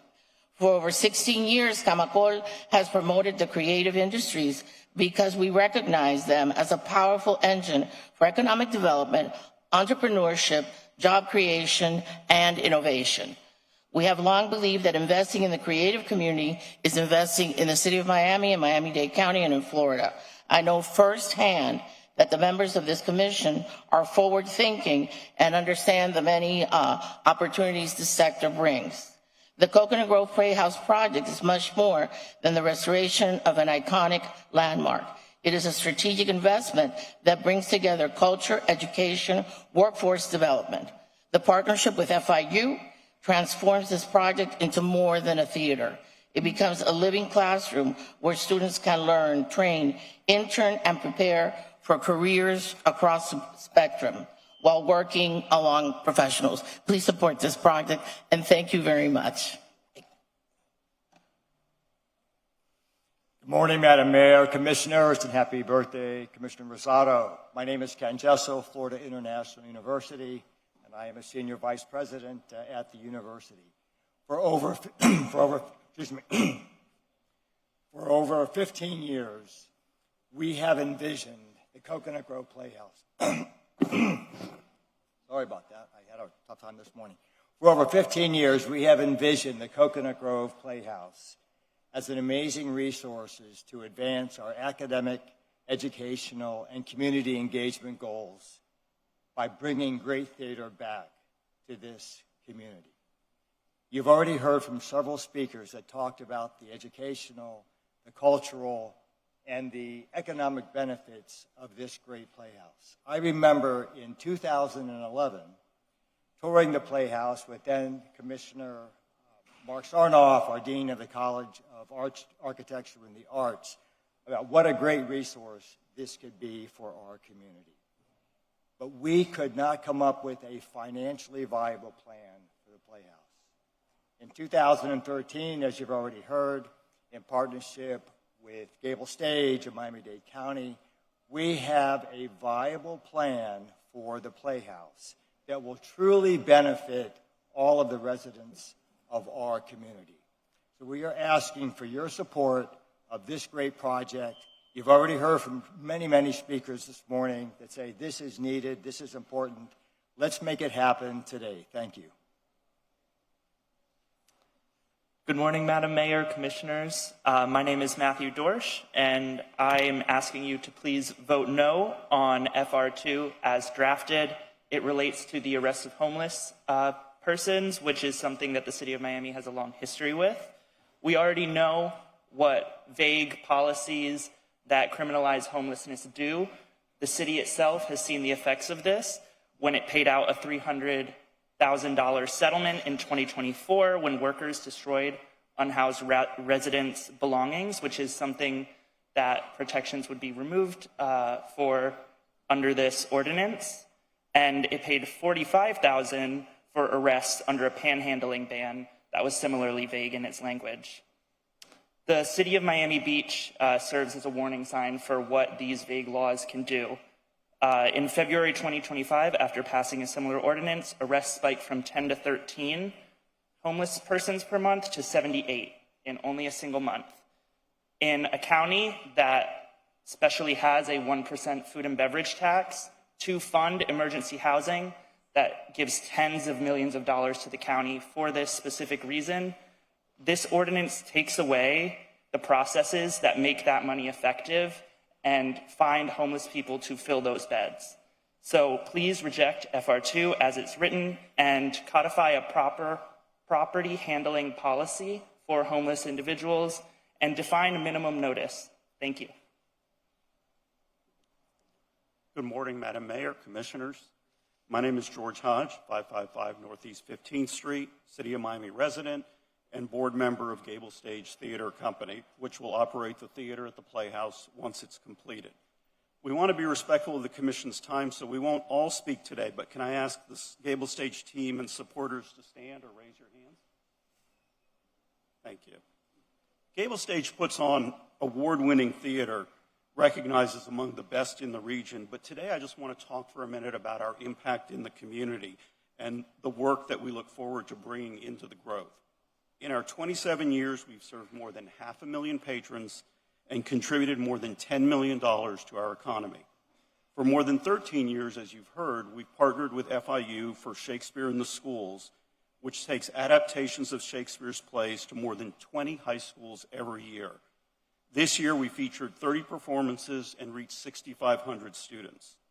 We also launched A Dose of Fun, which brings theater to children receiving care at Nicholas Children's Hospital and Holtz Children's Hospital. And beyond the performances, we're dedicated to partnering with community groups, whether it's the speaker series at Temple Beth Am, hosting our own events at the historic Hampton House, putting on panel discussions with Mosaic Miami, or partnering with nonprofit organizations through nonprofit nights. To be clear, as a nonprofit, we exist only to serve this community and be part of the community. We look forward to not just bringing great theater back to the Grove, but to be faithful stewards of this space. Thank you. And I will leave with the city clerk, if it's okay, our impact report, which goes over everything that we do in this community. Thank you. Good morning. My name is Michelle Swift, and I have volunteered with the Miami-Dade community for 7 years of my life. I was a volunteer art director with a nonprofit organization that helps the houseless, and I've seen firsthand what houselessness does to people. I believe that as a great community, we should help our houseless and provide services that are supplementary and helpful and not illegalizing homelessness, because anyone can become homeless. Your brother, your sister, your mother, your grandma, it does not matter. You are not safe, and we need to create systems that support people as young as me, 20 to 35, who have been struggling finding work, to support them in their transition and to allow them to flourish and not fall. Everyone falls. Everyone needs a helping hand, and that's how I see our future. Help the houseless, help them as much as we can, and it says a lot about us as people. Thank you so much. Good morning. My name is Matthew Pistevsky, and I'm here to oppose FR2. I am a fourth-year medical student who works with the Miami Street Medicine team. I help take care of people who are unhoused. I see what living outside does to the human body. Homelessness is not a housing issue. It is a medical condition created by social determinants of health. In Miami, this is not theoretical. During heat waves, the pavement can oftentimes heat up to 150 degrees Fahrenheit. I've seen patients' sandals melted and having third-degree burns on their feet. People die of seizures due to heat stroke. People are outside in conditions that would make any of us sick. I have seen patients who are dehydrated, confused, sleep-deprived, mentally decompensating, not because of any failure on their part, but because they are trying to survive in conditions no human being should have to endure. So I ask plainly, what is the point of criminalizing them? A patient just yesterday told me he had been waiting on the homelessness hotline for 72 hours. Shelter access is already limited and services are already hard to reach. If we arrest people for being outside when they have nowhere realistic to go, we are not solving homelessness. We are making survival harder. Jail makes medical problems worse. People lose access to medications. They lose follow-up appointments. They lose documents, belongings, phones, and trust. A person does not leave jail magically housed, treated, and stabilized. They often leave sicker, more disconnected, and end up back on the street. No one chooses homelessness. No one chooses to sleep on hot pavement, to be unsafe, to be sick, to be invisible. Other cities are asking how to house people, how to provide treatment, how to respond with healthcare instead of handcuffs. Why aren't we?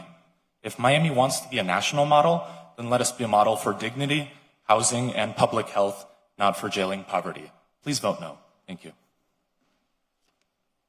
Good morning. My name is Mamie Armbruster. I reside at 3260 Thomas Avenue, Miami, Florida. I am here to speak on behalf of PZ9, that is the Playhouse. And I'm also a member of Preserve the West Grove. We do not oppose the Playhouse. I'm standing here before you to ask that we do not have our residents a part of the Playhouse.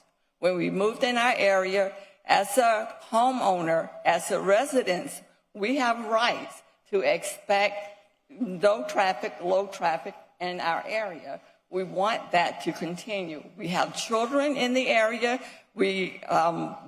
This project would cause increased transportation, commercial, and foot traffic into our neighborhood. We do not want our neighborhood, Thomas Avenue, as we've seen in some plans, maybe and maybe not, Uber drop-off and pick-up. The plan, culture, arts, that's great. We love it. We have no objection. We just do not want our neighborhood to be invaded, to be intruded as part of the project. We have rights, and we would like to be protected. Thank you.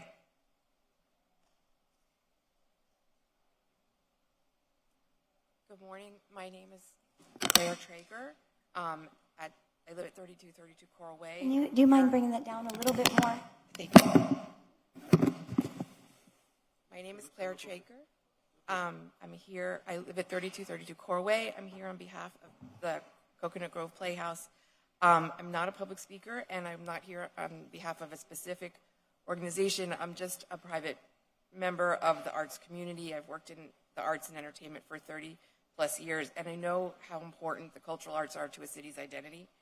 I wasn't necessarily planning to speak today, but I noticed that we started this meeting with a huge sense of pride, celebrating the amazing way that Miami has embraced FIFA and the activations around sports and soccer and how that brought the community together. I simply wanted to point out that in this day and age where social isolation is becoming more and more of a problem and so many things divide the community, theater and the arts have the power to start conversations, exchange ideas, and unite communities in the same way that we were just applauding how much our city enjoyed coming together to celebrate with this few short weeks of sports. I wanted to just remind everybody that along with the economic and the creative advantages that the Coconut Grove Playhouse will offer, it will also serve as a more permanent space for our residents to come together, and I think we need to support those institutions, and I hope that you keep the project moving forward. Thank you. Good morning, Madam Mayor, Madam Chair, Commissioners. My name is Walter Lewis. I'm the Vice President of the Miami Fraternal Order of Police, 710 Southwest 12th Avenue. Here to speak briefly and support and express my support for RE5, the Safe and Ready Miami Bond Initiative. As you guys are aware, we have facilities, fire and police, that have outlived their usefulness at this point, and we are in dire need of better infrastructure for police and fire. This bond initiative will allow us to do that, and in addition to that, it'll allow us to work, if we get a newer facility, public safety complex, it'll allow us to work under a unified structure where we can continue to provide the world-class, services that we provide not only to visitors, but to, the residents who, quite frankly, deserve it. We're just asking for your support. We know that you guys always support us. We're asking for your support to get us this initiative to the voters so that they ultimately can decide. Thank you, guys. Thank you, Madam Mayor, for championing this issue. Have a good day. Good morning. I'm Mitch Bierman from Weiss, Sirota, Helfman, Cole, and Bierman. We are very proud to be one of the resources to cultural organizations in this community, helping them, like the Gable Stage, to work with government on public-private philanthropic projects. And the Coconut Grove Playhouse is one of those. You've heard tons of people urge you to move forward. I'm here just to say thank you. I'm here to thank you, the city commissioner and the mayor, for your strong advocacy in supporting cultural institutions in this community, because you realize that they're they are what makes Miami, Miami, and not just some other city in Florida. We are so blessed to have these treasures. I want to thank Miami-Dade County's Cultural Affairs Department, as well as the County Commission, who wholeheartedly support this. And I want to thank most recently Commissioner Pardo and County Commissioner Regalado, who worked with the neighborhood and carefully and with an open mind considered their concerns and considered the many ways that their concerns could be accommodated. And it sounds to me today like they have largely been accommodated. There will always be a quibble about the design or a concern that somehow parking or traffic is going to exceed what people hope. But at the end of the day, you did everything you possibly could to make this work for everybody. And I think today's plan works for everybody, and I urge you to support it. Thank you so much. Thank you. Mitch, we need your address for the record. 2800 Ponce de Leon Boulevard, 12th floor. Thank you. Good afternoon. My name is Brooke DeBeer. Address is 3591 Lone Pine Road, Delray Beach. I did come from Delray Beach today in support of the Coconut Grove Playhouse. I am a professional actress, and I travel throughout all of South Florida to perform and also attend theater. Where great art exists, audiences and artists follow. A restored theater in Miami wouldn't only serve Miami residents, it would draw people like me and countless others into the city to see productions, dine at local restaurants, support these mom and pop shops that we've heard about today as well. That's an appreciation of your local economy, not an antagonist. This project also creates additional jobs, not only for the actors, but stage managers, designers, technicians, electricians, carpenters, costumers, administrators, ushers, maintenance staff, and so many others whose livelihoods depend on thriving arts organizations. On a larger scale, for an existing theater, more hands will be needed for support for Gable Stage. I've also heard concerns about the redevelopment becoming commercialized and threatening the character of this district. I understand those concerns, but preserving a historic theater by bringing it back to life is exactly how you protect a neighborhood's identity. An abandoned building does not preserve history. It slowly erases it. Imagine if Jackie Onassis had never fought to protect Grand Central Station. And now it is one of New York's greatest landmarks. Preservation doesn't mean freezing a building in time and forgetting about it. It means giving it a purpose so future generations can experience it. This would honor the district's history instead of allowing it to fade away and eventually become commercialized by another developer who comes along.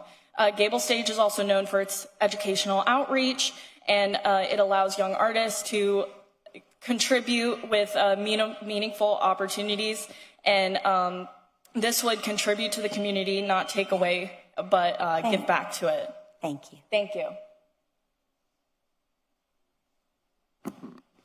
Hello, my name is Laura Nottenkemper. I'm at 3300 Charles Avenue, and I'm here to speak with my concerns about PZ9. I'm a resident within 500 feet of the Playhouse. I want to be clear that I'm not distinctly opposed to the Playhouse being redesigned or redeveloped. In fact, I support bringing this important cultural landscape back to life, and Gable Stage sounds like they'll do very great, wonderful work. However, there's a clear distinction. My concern is not with the civic use, but with the commercial use of the space and the amount of commercial space that is proposed. I believe that before the plan moves forward, there should be binding commitments in place to address the very real impacts that will be affected for the residents within 500 feet in the surrounding area. I'm particularly concerned about the increase of traffic, noise, and commercial activity that will spill into our neighborhood streets. We see it directly with just residential buildings being built, and a building of this magnitude will far exceed what we've already seen affect our narrow street. Our street's historic, narrow, residential, and it simply wasn't designed to absorb the level of traffic and commercial activity that a project of this scale will bring. Without a traffic study and mitigations done in advance, we aren't able to trust that protections will be put in place for our residents. These protections should not be promises, but be made after a plan. These should not be promises that are made after a plan is put into place, but rather they should be clear, enforceable, and in place before this plan is approved. I truly believe that we can reach a compromise that can return theater to the Grove while easing concerns of the commercial nature and encroachment to our neighborhood. But until then, I'm asking the Commission to vote no on PZ9 until a binding community benefits agreement is in place. Please protect the residents of the West Grove. Thank you.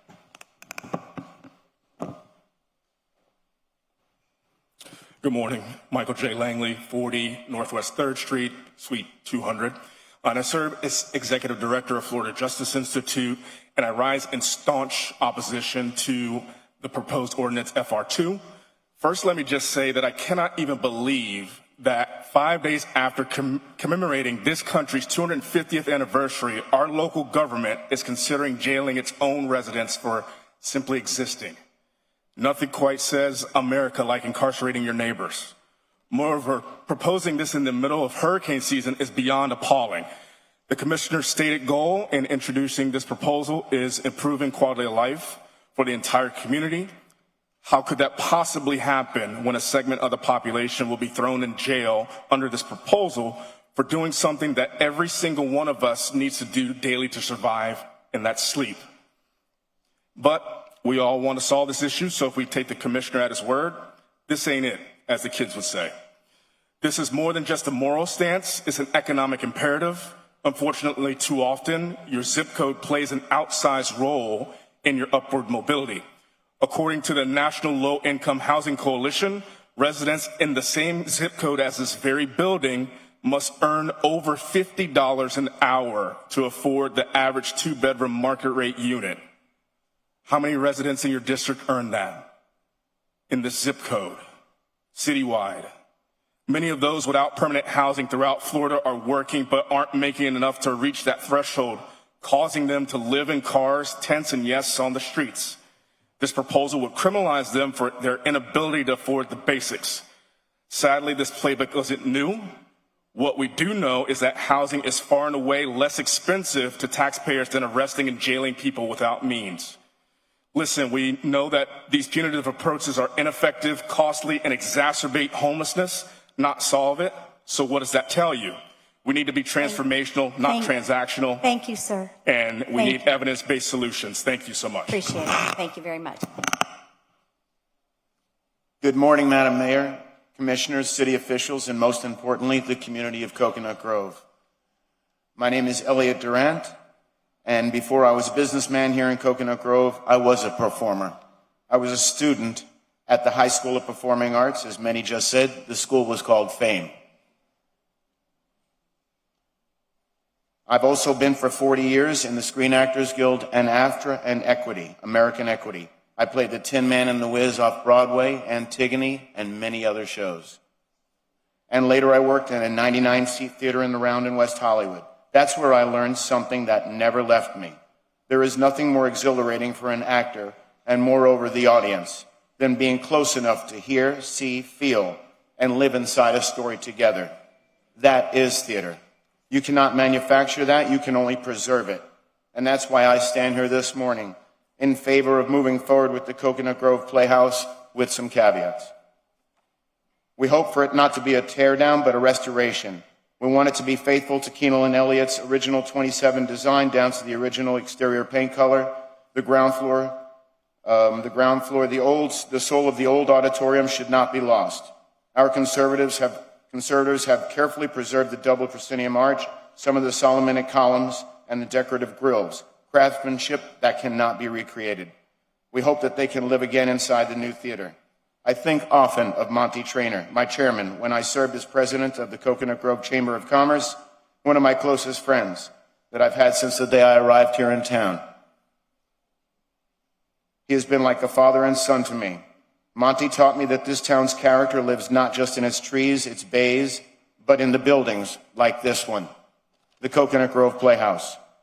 I also served briefly in the community as a councilman of the Grove Council, and I'm proud to unveil the Eco-Planet Earth at the Barnyard, where I just donated the building, the picnic tables and chairs for the children. Thank you. This town is just where I do business. It's where I built a life. Thank you. Thanks, I appreciate it. Good morning, Madam Mayor and Commissioners. My name is Delia Reynolds. I am a sergeant with the Miami Police Department. I am here today as a member of the Miami Fraternal Order of Police. I'm here to voice my support for the Safe and Ready Miami Public Safety Bond Initiative. Many of our police and fire facilities have aged to the point where repairs are no longer the most practical or fiscally responsible option. Investing in modern public safety facilities is an investment in the men and women who protect this city every day, as well as the residents we proudly serve. A new public safety complex will also improve coordination between police and fire by bringing both departments together under a unified command structure. That means stronger communication, greater efficiency, and a faster, more effective emergency response when our community needs us the most. I respectfully ask the Commission to support Agenda Item RE5 and allow the residents of Miami the opportunity to decide the future of this bond initiative at the ballot box. Thank you for your time and consideration. Good morning, Madam Mayor and County Commissioners. My name is Rizia Hayes, 1637 Southwest 8th Street Road. I am here today in strong support of the appeal to restore and reopen the Coconut Grove Playhouse. The Coconut Grove Playhouse is a cornerstone of Miami's cultural identity and a public investment that generates value far beyond the arts themselves. We know from decades of research that where the arts thrive, so do neighborhoods. Cultural institutions like Coconut Grove Playhouse increase tourism, strengthen property values, support local businesses, attract entrepreneurs, and create jobs. The arts are not an expense or economic infrastructure. The Coconut Grove Playhouse has the potential to anchor an entire creative ecosystem in Coconut Grove for generations to come, Preserving and investing in this landmark is an investment in Miami's economy, our representation as a world-class cultural capital, our small businesses, and our workforce. I am asking that you please revise this decision and approve this appeal. Thank you for your leadership. Good morning, Madam Mayor and Commissioners. My name is Vanessa Fernandez. I am a proud server of the police department. I am here as an executive officer, board member of the City of Miami Fraternal Order of Police. I'm here to express my strong support for the Safe and Ready Miami Public Safety Bond Initiative. As you all know, many of our police and fire stations are to the point where continuous repairs are no longer the cost-effective or the responsible thing to do with taxpayer money. We are asking for you guys to just put this on the ballot and allow the city residents to vote and elect their choice as far as the RE5. I respectfully ask for you guys to approve it and give the residents the opportunity in the ballot box. Thank you for your time and consideration. Good morning, Madam Mayor and the Commissioners. My name is Heaven Jones, and my address is 1637 Southwest 8th Street, 33135. I serve as the Outreach Manager at the Arts and Business Council of Miami, and I'm here today to support the appeal and restoration and reopen of the Coconut Grove Playhouse. For so many of us in the arts community, the Playhouse represents possibility. It represents what it means for a city to value culture, not as an extra, but as something essential to civic life. Spaces like this are where artists are nurtured, where audiences are built, and where communities come together across generations. At a time when Miami continues to grow and define itself on a national and international stage, we should be protecting the cultural institutions that give the city depth, memory, and meaning. The Coconut Grove Playhouse is one of those institutions. Its restoration is not just about honoring the past, but it's about making a decision for the future. A future where public cultural spaces remain accessible, vibrant, and rooted in service of the community. I urge you to reserve the decision and move this project forward so that the Playhouse can once again serve as a home for creativity. Thank you for your time. Hello, I'm Cecile Etzbach, 1025 Lisbon Street, Coral Gables, speaking on PZ9. I'm 15 years old, and I'm a Miami native who recently made my professional stage debut at Gable Stage. The prospect of bringing back such a historic theater like the Coconut Grove Playhouse back into our community gives hope to a new generation of artists and performers who dream of living and working together in our hometown. Thank you. Good morning, Madam Chair. My name is David Sipkin, Miami Beach, P.O. Box 403004. Respectfully, I'd like to donate my time to Billy Corbin. We don't generally do that.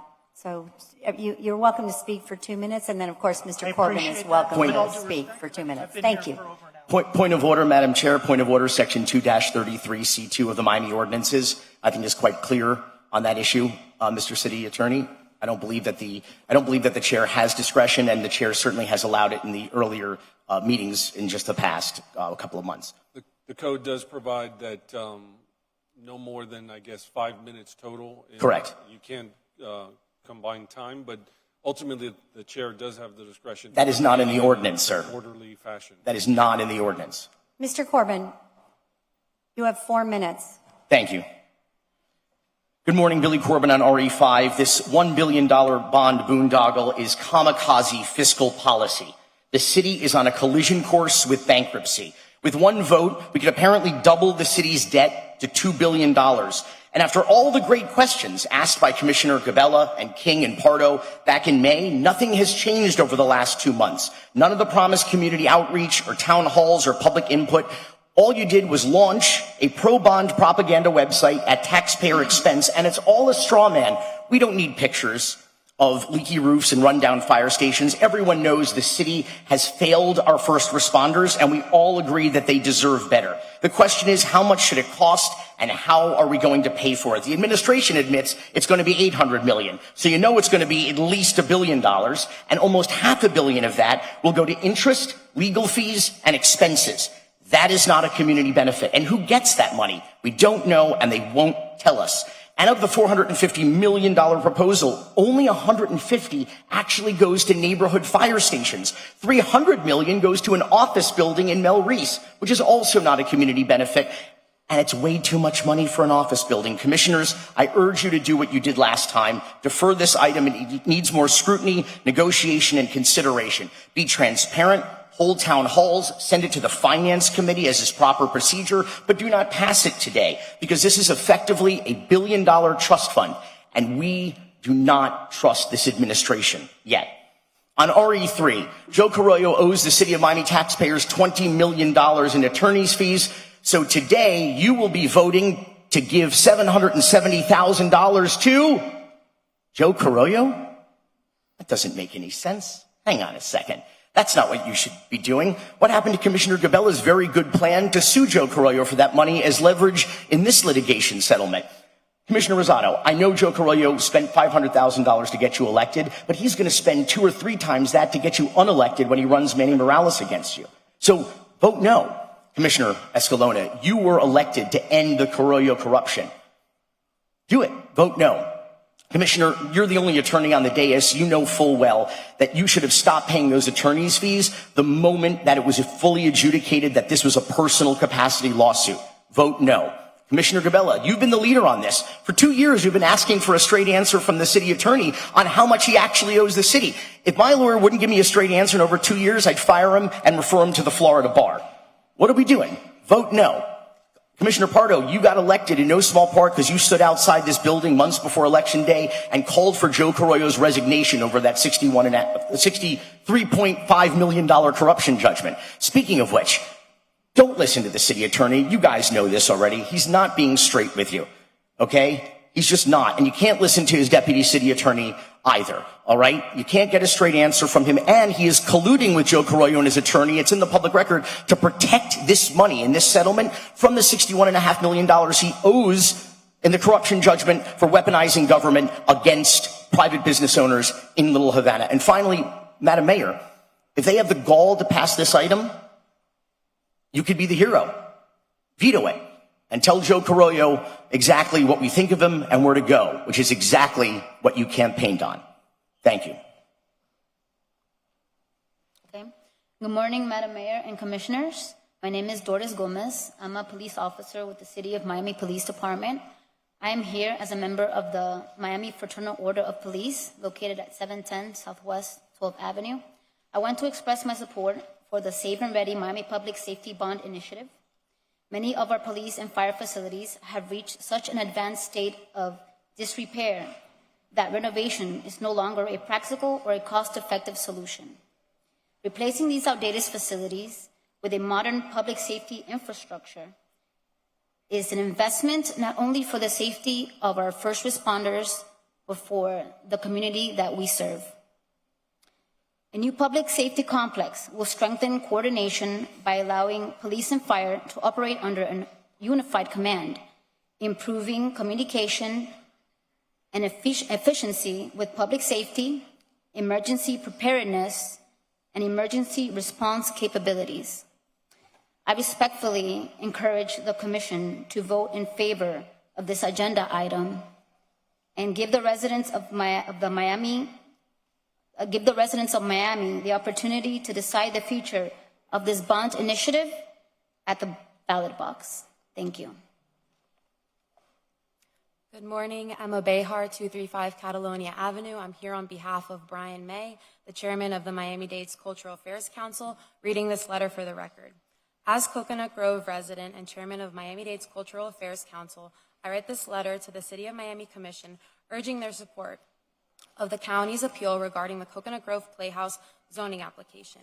This application was previously approved by the city's PZAB in 2018, but unfortunately, that approval expired while naysayers filed baseless lawsuits that were rejected time and time again by the courts. This coming vote is our chance to reclaim a cultural landmark that has shaped the identity of Miami and Coconut Grove for generations. Although the PZAB recorded a 5-4 majority on May 6 supporting the county's application, the proposal fell short of the supermajority threshold required under Miami 21. The city's professional planning staff has consistently recommended approval, reaffirming that the plan is both neighborhood appropriate and essential to restoring the Playhouse. This plan for a revived Coconut Grove Playhouse honors the legacy, preserving the historic Gateway building while introducing a new 300-seat theater, open-air plazas, and a garage building with food and beverage and office spaces. This plan not only gives the Playhouse a second life, but a sustainable one. It provides desperately needed parking for the public, invites community groups and local businesses to thrive, and for the Playhouse revenue to be sustained for generations to come. Thank you. My turn. Well, praise the Lord our Savior, the Christ who was named Jesus before his birth. My name is Williams Alfred Armbruster. I've grown up, I was born right down the street from the Playhouse, 3350 Charles Avenue. And now I'm residing on 3260 Thomas Avenue. My lovely wife and I, you've introduced herself earlier, we are the parents of 8 wonderful children, 14 excellent grandchildren, and 7 great-grandchildren. So amen, praise the Lord, and thank you, Jesus, for that. And I want to first give thanks to the fire and police department who commits themselves to running into danger every day. And then to you, the board members, commissioners, and the mayor, because you have to discern what is truth and what is looking like truth. Now, the Playhouse has always been detrimental to the community west of it because of the traffic flow. Because when I was growing up, they had traffic running into the Playhouse and traffic running out of the Playhouse. And now that I'm in my retirement years, we got a street from Main Highway that opens up to Thomas Avenue, where I live now, but that's not why I'm here. Why I'm here now is to speak on this Playhouse issue. And we have nothing. I am a board member of Preserve the Grove, West Grove. And I'm also a husband of one and a follower of Jesus. And I can only speak one language, and the only language I speak is truth. Not my truth, but the truth that is based on the facts. And the facts are this development needs to be closed in within itself. Thank you. Sorry, 2 Amen. minutes is up. Amen. Okay, say no until you get a design that is working with the neighborhood. That's all I'm here to say. Thank you. Say no until you get a design that is fitting for the neighborhood. Mr. Armbruster, I'll continue your thought.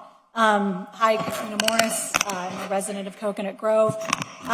You know that we had a public garage at Mary and Oak with 439 spaces, and that was sold to Terra Group for their offices. And the building next door to the new garage project that has a little theater in it, because that's the lease stipulation, the building next door got variances so that they didn't have to build a parking lot because they knew a parking lot was coming. So, yeah. Now, it used to be that you come down 27th, hop right into Oak Street, you're in the garage. Now we know what's going to happen. People are going to come down Douglas and go up Charles. Boom, done. So Charles is screwed. So that's the Playhouse.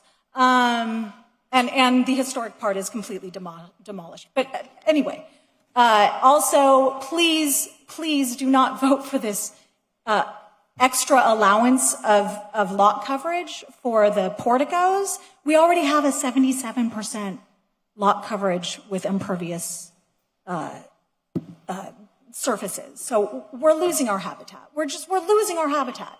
And we're losing our civic structures. And we're losing civic engagement. And we're just losing. We're always losing. Where are the impact fees for these guys? They win. They always win. The developers always win. Who is looking out for us? Are you guys not supposed to be our lawyers? If I used to act, if my agent gave away so many things that you guys give away, I would fire them. Thank you. Good morning, Madam Mayor, Commissioners. My name is Mercedes Rodriguez, and I reside at 1510 Northwest 19th Avenue. This is the third time I'm here in the last few months regarding supporting the Safety and Ready bond. As we all heard throughout the 3 different hearings that we've had on this issue, there's been different recommendations to defer this item. I request to please approve this item today to allow the voters of the city of Miami to make a decision as what we have known for many years, the conditions that the police and the fire department have been working under. The only reason why this has come up now is because it's under a new administration regarding the new city manager and the new mayor that has taken the initiative to try to correct something that should have happened a long time ago. I myself am part of the CERT program. I have volunteered with them throughout Colbic, and I've seen them firsthand. I've seen them firsthand in the fire stations, and they never complain. When I started my career as a government employee, I started here at the city, working with the police department upstairs in the manager's office. And it's the same building that they are working under today. My experience has been helping them try to help our residents in many different aspects. I've seen it firsthand with my dad. And for me, about a month ago, I had an incident, and I was taken twice to the hospital emergency room by the fire department. And so I believe that this is the time, this is our 911 call to have the residents approve something that's way overdue. Thank you. Good morning. Marcelo Fernandez, 3637 Charles Avenue in the West Groves Bahamian District. I'm the former Village Council Chair for 2 terms, and I submitted a report for you all last commission meeting about the PZA cottage housing. I'm a developer who's been dedicated to affordable housing and responsible development for the last many years. I partnered with Thelma Gibson Health Initiatives to bring millions of real estate assets to her efforts, and I worked with CDC in the Grove to bring 70 affordable units through Commissioner Pardo to the corner of Grant and Douglas. And I've also been spearheading this cottage housing legislation with the Planning and Zoning Department to bring a better quality of life to the neighborhood. Miami 21 is broken in many areas. It has T3 backing up to T5. There's many errors that were done and need to be corrected. Our GIS system identifies many T3R parcels that aren't T3R. They're graveyards, they're church, they're old multifamily communities.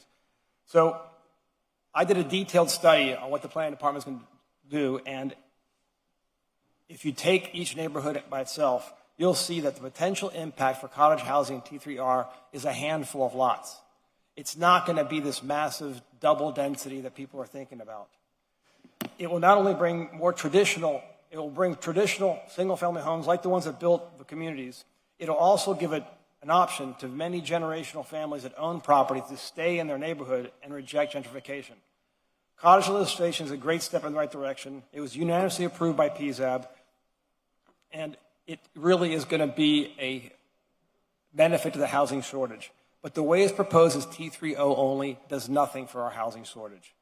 What I'd like to request is that we do a demonstration project in a parcel I have with TGHI in the Grove that will allow you to see exactly the positive impact this can make. The assistant planning director and the planning person that spearheaded this has endorsed this project also. Please consider the demonstration project. Thank you.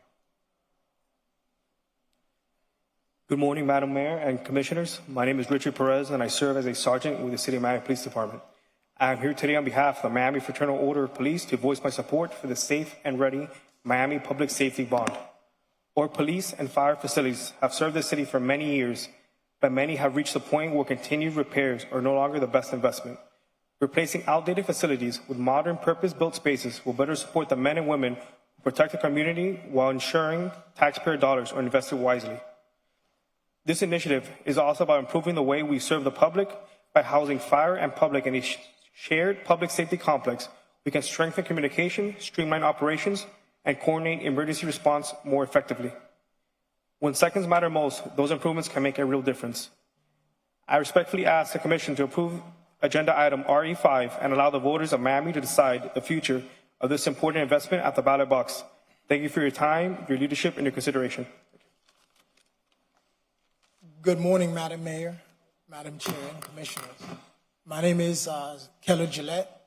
I'm representing the City of Miami as a sergeant, and also I'm here representing the Miami Fraternal Order of Police. I'm here today to voice my support for the Safe and Ready Miami Public Service Bond. Our police and fire facilities have served this city for many years, but many have reached the point where continued repairs are no longer the best investment. And for me, right now, my personal experience as being a police officer with the city, I'm going away from the script a little bit because I've served most of my time as a detective in the police department. I've worked where we had to solve cases, but at times you come in where the roof was leaking. We didn't have a place to actually work on those cases to serve the community. Again, we come forward today to make sure that you guys take this into consideration to see if you can vote for the RE5 that would better serve not just the fire department, but also the police department, so we can work jointly to serve the community in a better place. Thank you again. I'm respectfully asking the Commissioner to approve the agenda, and thank you for your time. Good morning, Madam Mayor and members of the Commission. My name is Roman, and I'm a 13-year-old resident of Coconut Grove, and I'm here to voice my strong opposition for the bond referendum for the police and fire departments. Listen, not only do I understand, but I agree with the general consensus that we want the best possible facilities for police officers and firefighters. They risk their lives every day in the line of duty to protect the residents, and I understand that they want the best working conditions to give us the most efficient and safe service possible. But a new project, $1 billion, is something that the city cannot afford right now.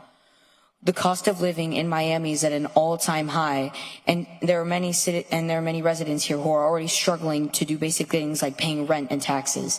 Having a new project after just having another one would put the city in a debt that could last possibly 30 years, meaning people like me would be paying this debt all the way into their 40s when we didn't even get to have a say or vote in the matter. If the debt stays while the cost of living keeps increasing, taxpayers won't be able to pay the entire thing, meaning there's a possibility that the city could go into bankruptcy. This will then lead to decreased public services and reduced pensions. One of the biggest benefits of being an officer or a firefighter is the lifetime pension, meaning that by taking that away from the bankruptcy, we would be hurting their salaries and hurting their benefits instead of helping them. Not to mention, the headquarters would be in Miami, would be around the Miami International Airport area, which is mostly, if not entirely, commercial. That means that if someone were to call for an emergency, that would mean that they would most likely not even be dispatching from that main headquarters area. And if they were, it would lead to longer response times and other issues. So I think that it would be the best for the community and for the finances to oppose the new referendum and the agenda. Thank you for listening to me, and I hope that you make the right decision for the next generation of Miami residents like me.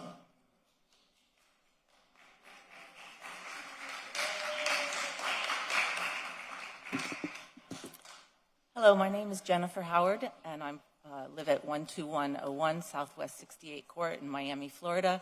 I'm here to oppose the county plan, the PZ9. If there is not a bigger symbol of the nefarious nature of the county's plan than that black shroud of death that they have draped over our playhouse, then I don't know what other sign you need. They are hiding behind this. They are hiding behind their commercial advertisements, trying to say that this is a playhouse project when they know full well this is 90% a commercial project. And why I am here fighting my county, who has turned into a developer, I can't believe it. But year after year after year, 20 plus years, we come back and we are not going away because we love our city. We think Coconut Grove is a treasure, and the fact that FIU is supporting this venture, it cannot be their theater department. It can only be their hospitality department.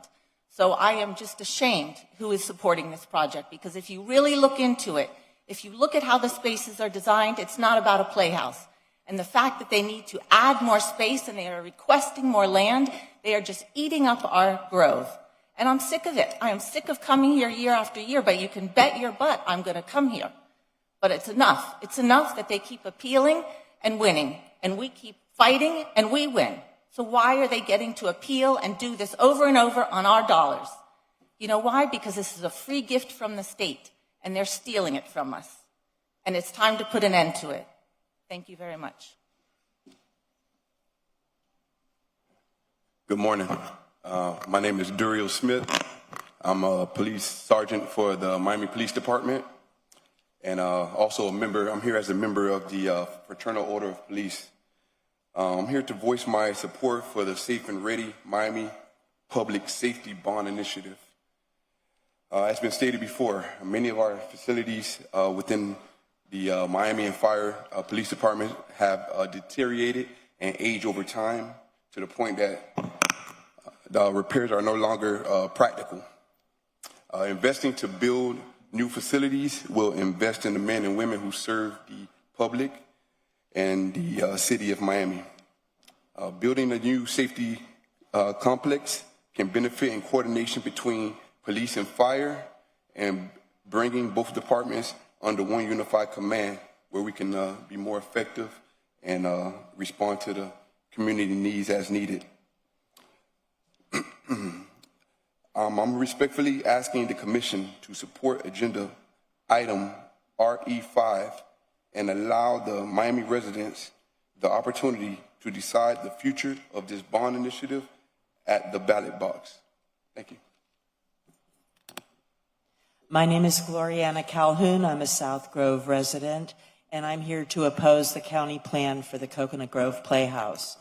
First and foremost, it needs to go back to the HEP board. Rules are rules, and so many have been broken, so the county is where it's at now because of so many broken rules. This project is wrong. It's wrong for the Grove, it's wrong for the neighborhood, it's wrong for Coconut Grove's future. We need a 2-theater plan. We have a good one, and if FIU is smart, they should join us and come over to the other side with a 2-theater program that Mike Eitzen had proposed years ago. This is ruining the West Grove. It's going to be a traffic nightmare. You need to totally reopen streets and reopen traffic to have any project work there. This is hard on the neighbors, and how is a theater going to be supported by little t-shirt shops in a shopping mall? FIU, that's not going to happen. You've been fed a bunch of lies all these years. This is ruining the Grove. We have another plan. Please, the state needs to take this project back from the county. It's not right. Thank you. Good morning, Mileika Burgos Flores with the Alapara Collaborative DC, speaking on item PH10. Before I begin, I want to echo my colleagues' request for deep affordability on the GSA lot and the importance of engaging the community at every step of the way.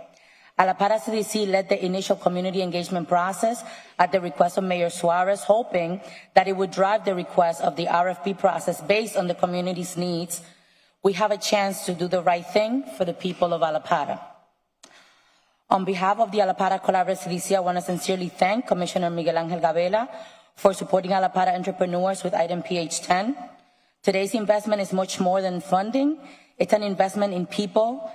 It's an investment in the entrepreneurs who open doors every morning, in the families who have built their lives here, and in the neighborhood whose diversity and resilience have helped shape the story of Miami. 5 years ago, we launched Alapara CDC just before the pandemic with a simple mission: to ensure that as Alapara grows, the people who built this community have the opportunity to grow with it. Since then, we've supported over 600 small businesses and entrepreneurs through training and technical assistance. We've helped them access capital, reach over $7 million in capital, create festivals to drive customers into the corridor, and build partnerships that have brought national recognition to Allapattah, including our selection by the Smithsonian Institution as one of the 10 communities in the country chosen to tell America's story through the eyes of people in Allapattah. In our work is just beginning. Development is transforming our neighborhood every day, and the challenges before us is making that revitalization doesn't come at the expense of local businesses and residents of Allapattah. That's why we're working hard to create new pathways to ownership, opportunity, and long-term stability for those businesses and residents.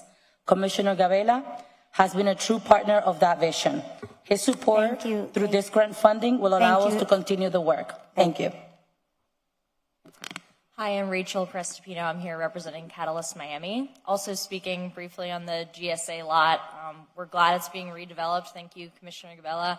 Catalyst Miami was involved in engaging community members in a previous iteration of this effort.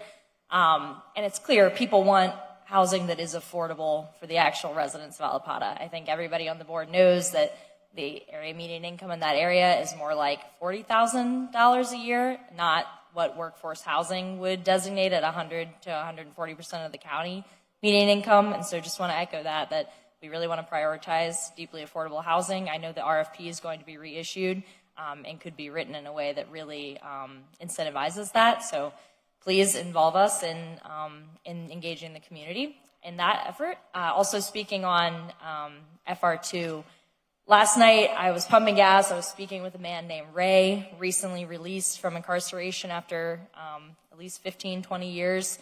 Incarcerated, completely reformed, just celebrated his 63rd birthday. So excited to have a Big Mac, fries, and a Coke. I hope it tastes the same as he remembers. There's nothing for this man. With all respect to reentry services and the people who work so hard, this man is sleeping on the street because he has no choice. He doesn't know how to work a cell phone. He hasn't even seen the cell phones we have now. No one's going to give this man a job at 63 years old. Getting into shelters when you have a record, there are very few to no options for him. And this item is not a solution, right? Just what would you do? What would you say to this man? Just to throw him back in jail after he just got free? That's the solution? Just because some people complain that they don't want to have to look at him in a public park? That's your policymakers. You're supposed to come up with solutions. This is not a solution. This is hiding away a problem. He is a human. There are many people like him, and they deserve dignity and homes and not to be incarcerated for the crime of existing. This board already made national news over this. Let's not do it again. Thank you. Good morning, Madam Mayor, City Manager, Commissioners. My name is Robert Robinson, and I'm a sergeant with the City of Miami Police Department. I'm here today as a member of the Miami Fraternal Order of Police. I'm here to voice my support for the Safe and Ready Miami Public Safety and Bond Initiative. Many of our police and fire facilities have aged to the point where repairs are no longer the most practical and fiscally responsible option. Investing in modern public safety facilities is an investment in the men and women who protect the city every day, as well as the residents we proudly serve. A new public safety complex will also improve coordination between fire and police by bringing both departments together under a unified command structure. That means stronger communication, greater efficiency, and faster, more effective emergency response when our community needs us most. I respectfully ask the Commission to support agenda item RE5 and allow the residents of Miami the opportunity to decide the future of this bond initiative at the ballot box. Thank you for your time and consideration. Good morning. I'm Steve Cappellini. I live at 3155 Florida Avenue and am with my wife at Chana. We own a Chana's Homegrown Thai restaurant in the center of Coconut Grove. Also, I'm a homeowner and a resident just a block away from there. And I like to keep Coconut Grove just the way it is because it's pretty great. My wife and I met here 40 years ago, and we're still here. And we want to protect the canopy, keep traffic reasonable, and keep our neighborhood safe. But at the same time, as a business owner, We understand the need to improve the infrastructure and make some upgrades, and that's why I'm here in support of the Playhouse project moving forward. The number one complaint most people have about the Grove is parking. A lot of people don't come to the Grove because they just think of it as a place where you can't park, and I think this will help a lot with that, although I don't think it's perfect. I have a project happening on our own street on Florida Avenue. It's going to be messy. There'll be a lot of changes. We're going to lose something of the old Grove, but we'll also gain something. They did a study 20 years ago, the Coconut Grove Waterfront Master Plan, calling for some paseos and alleyways to add to the charm and walkability of the Grove. And I think this Playhouse project will add an overall positive with some of those same aspects, paseos and walkability.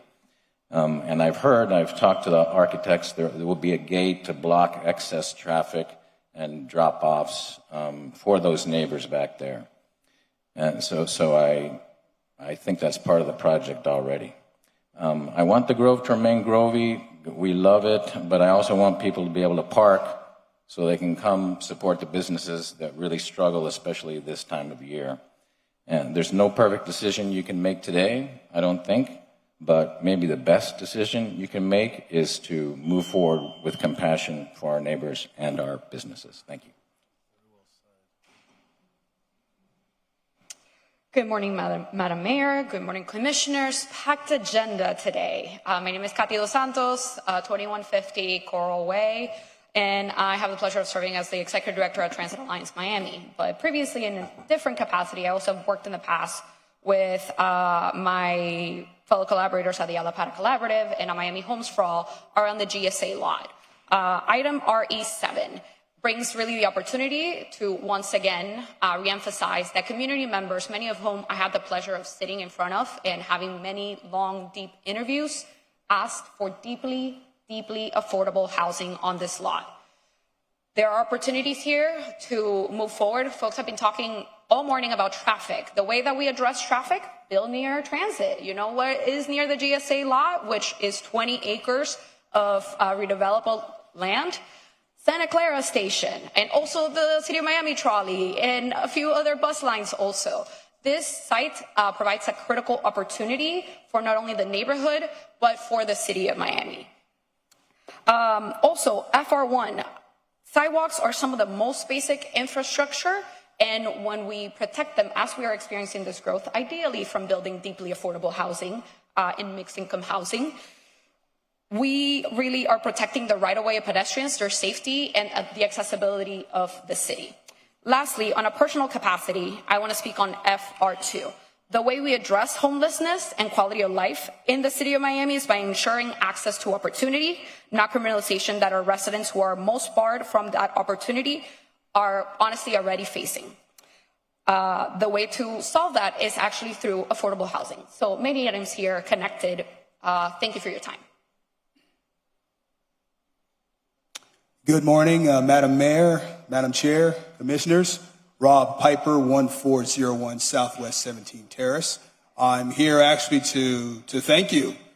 Thank you for RE9 and RE10, because I think that filling vacancies with elections as opposed to appointments is a much more democratic way to fill these vacancies, so I thank you for that.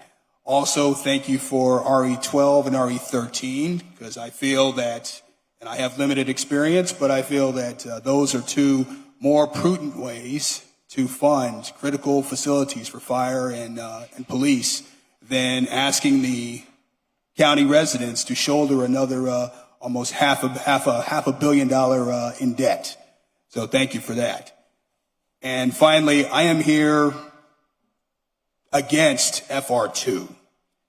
Compassion, dignity, and equity are very important, and this ordinance does not do that for desperate people that are faced with living on the street. I thank the commissioner that sponsored this bill for meeting with me and my associate to make the changes in this bill, in this piece of legislation. I appreciate that. But again, there are more compassionate, dignified, and equitable ways to ensure that the homeless issue, this crisis, this emergency, doesn't interfere with the quality of life of our residents. So I urge you to please either vote this down or defer it. Thank you very much. Good morning, Madam Mayor and members of the Commission. I'm Reverend Shirlane Stevens, and I currently serve as the president of PACT, People Acting for Community Together, and I also serve as a senior pastor of Ebenezer United Methodist Church in the Alapata area. I'm here to speak to oppose FR2, as been shared by so many others.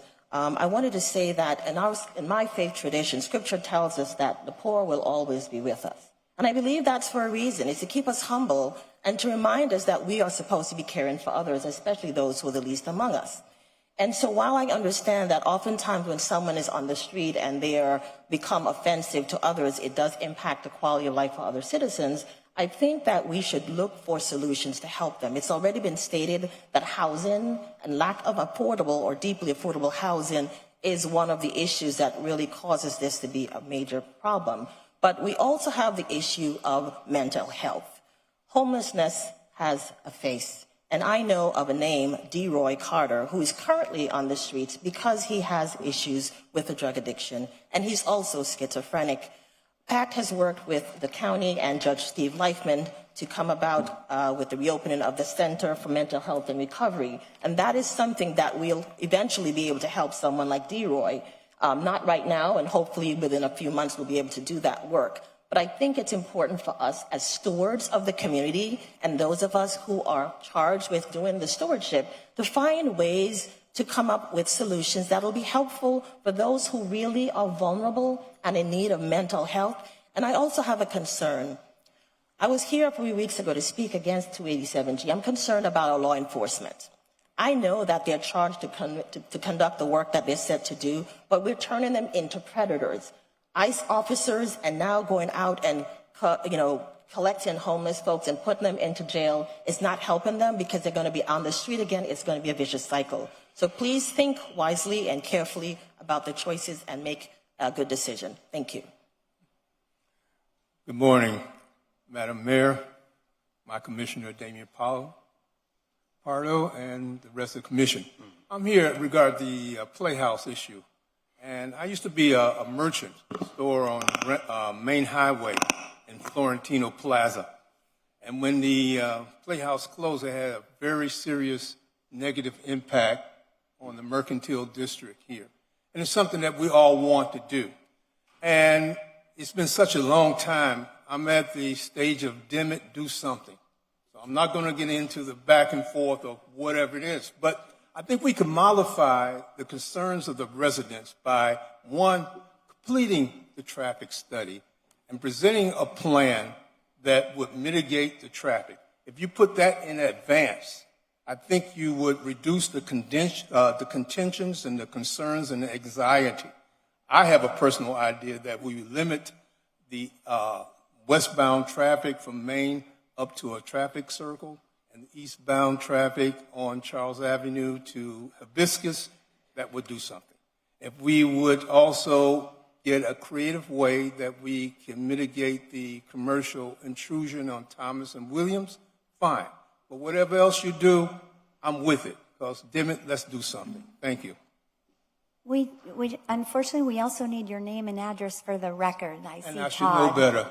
I thought I said Jihad Rashid, 3629 Grand Avenue, Coconut Grove, Florida, 33133. Thank you. Good morning. My name is David Perry. I'm the Executive Director of the Florida Coalition of Advanced Racial Equity, the successor to the Miami Coalition of Advanced Racial Equity. Our headquarters are at 1611 Northwest 65th Street, Commissioner King's District in Liberty City. I'm here today to speak out strongly against FR2. This proposal to eliminate the warning requirements in the anti-camping law. I neglected to mention that I am also the lead plaintiff in the federal consent decree and the lawsuit that was known as Pottinger versus the City of Miami. So effectively, I am Pottinger. And for the folks that know anything about homelessness here in Miami, for 20 years, Pottinger prevented the Miami police and the City of Miami from criminalizing homelessness. We had a protocol and a carefully refined regime for the police to work with the homeless in order to get them into housing. And that's the reason why Miami has a relatively lower homeless count than other cities of its size. If you go to Washington, D.C. or Atlanta, you're going to find 5 times more homeless on the streets than we have here in Miami, and that's because of success as Pottinger. FR2 would completely undermine all of that. By striking this 24-hour warning requirement, you're going to eliminate the availability and the space for the police to work with the homeless. They don't just warn the homeless off the streets. The Miami Heat Unit actually works with the homeless in affiliation with the Miami-Dade Homeless Trust to connect with housing. And housing is the only thing that eliminates homelessness, not arrests, not jails. We cannot convert our jails into homeless shelters, as the city of Miami Beach is futilely trying to do. So this commission is faced with a choice. We can either pay for jails or we can pay for apartments. That is our ultimate choice. You're going to pay. And if you pay for jails, you're going to be paying 300% more, and you'll be paying over and over and over again. Thank you. Appreciate it. Thanks. Good morning, Madam Mayor and Commissioners. My name is Travis Tabita, and I proudly serve as a sergeant with the Miami Police Department. I am here on behalf of the Miami Fraternal Order of Police in support of the Safe and Ready Miami Public Safety Bond. The residents of Miami deserve the highest level of public safety possible. Many of our police and fire facilities have served this city for decades, but they have reached the point where continued repairs are no longer the best use of taxpayer dollars. Replacing outdated facilities with modern, purpose-built spaces is an investment in the city's ability to serve its residents efficiently and effectively. This proposal is about more than constructing new buildings. By bringing police and fire together in a shared public safety complex, we can improve communication, strengthen coordination, and enhance our response when emergencies occur. Those improvements ultimately benefit every resident, business, and visitor in the city of Miami. I respectfully ask this commission to approve agenda item RE5 and allow the voters of Miami the opportunity to decide this important investment at the ballot box. Thank you for your time, your leadership, and consideration.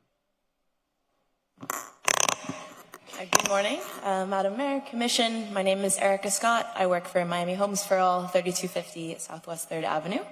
I'm here to speak in opposition to item FR2. And I first do want to thank Commissioner Escalona. We recently learned that you've invested in new beds for homeless folks in District 3, which is great to hear. We really want to keep working with you to ensure that every Miamian has a safe place to sleep at night. But we're concerned that FR2 is not the right answer to that. We know data shows over and over again that criminalizing homelessness makes the problem worse. As folks have said today, it disrupts their relationships with service providers, can give them criminal records that prevent them from getting housing and jobs in the future, and it's ultimately part of a vicious cycle that keeps people trapped, especially when their only crime is not being able to afford housing. We also know that the solution to homelessness is not arresting people, it's investing in affordable housing. So that brings me to the second item I want to talk about today, which is RE7, the GSA lot RFP.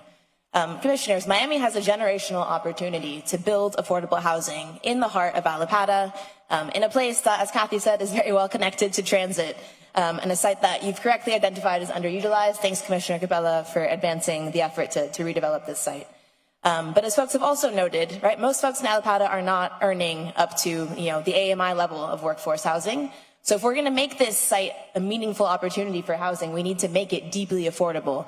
And that means having at least 20% of the units at 80% AMI or below. Thank you very much.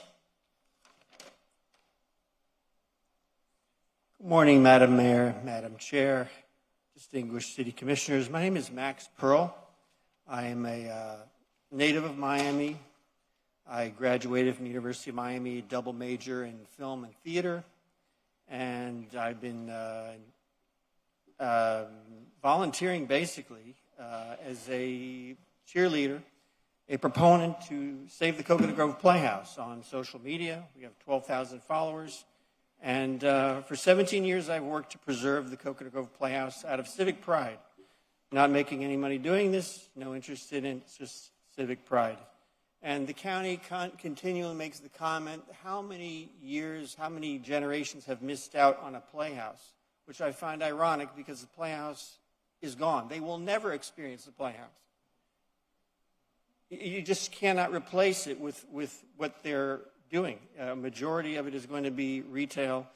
I limited in time. Let me just cut to the main points. The Planning and Zoning Appeals Board did not approve this application because the required supermajority vote was not obtained. 5 votes are not 6. Staff recommendations are not approvals. The question before you is whether there is a legally sufficient basis to overturn the result of the PZAB. The county is not above the law. The county treats the citizens who want to save the Playhouse as public enemy number 1. The county seized my private emails and many of the other citizens' emails to former Mayor Suarez just because we didn't support their plan and were utilizing our right to free speech to voice concerns about the Playhouse. In 2004, nearly 500,000 Miami-Dade County citizens voted to use $20 million in taxpayer-funded bond money to, quote, restore the Coconut Grove Playhouse and add to its performance and educational capabilities. Instead of adding, they subtracted. In case you didn't notice, you could take a drone and you'll see what was subtracted. The county plan to build predominantly shops and restaurants will hurt. Let me just finish this. This is important. The county plan to build predominantly shops and restaurants will hurt the Thank you very much. We appreciate it. Thank you. Good morning, Madam Mayor, Commissioners, and City Manager. My name is Ivan Miranda. I'm an officer with the Miami Police Department. I'm here to speak in support of the Safe and Ready Miami Public Safety Bond. Our police and fire facilities have served the city for decades, but many have reached the point where it makes more sense to replace them than to continue spending money on repairs. Investing in updated public safety facilities is an investment in the people who protect the city every day, and most importantly, in the residents we serve.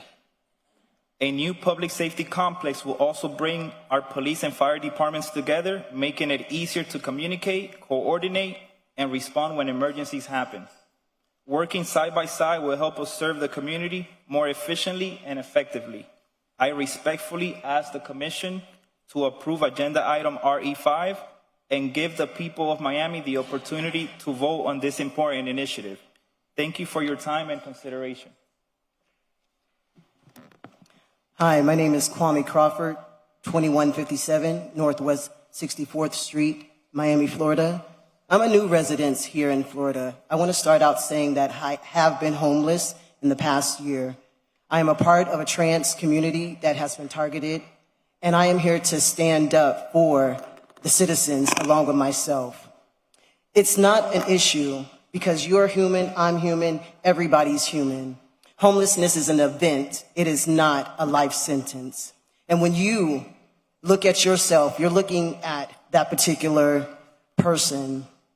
So I want to just say thank you so much for listening to us today, that you're human, that God wants us all to be free, that we have all liberties, and that this particular Mr. Rolando, I understand that you are proposing this, but you never know when you may be the very person that you're trying to lock up. So I hope that in your heart that you find something that you see in that person that will result in a different outcome. Thank you so much for listening to us. Thank you so much for being a part of leadership. But leadership does not lock up people. Leadership puts the solution in the hands of the citizens that they serve. Remember that you serve us. Remember that you have our currency. You ask for our vote. You say you'll work for us. Work for the citizens and the homeless people in your community. I've been here 4 months and I've seen bus stops filled with homeless people. I have been one that slept in my car. I've been on the street. I'm 47 right now. I'm standing before you. I'm new to this community, and I would hope that you see the God in you and the God in the people that are on the streets. Have a heart, okay? A lot of people take time right here to come out and speak to you, but you serve us. Thank you so much. Thank you. I don't need to take more of your time.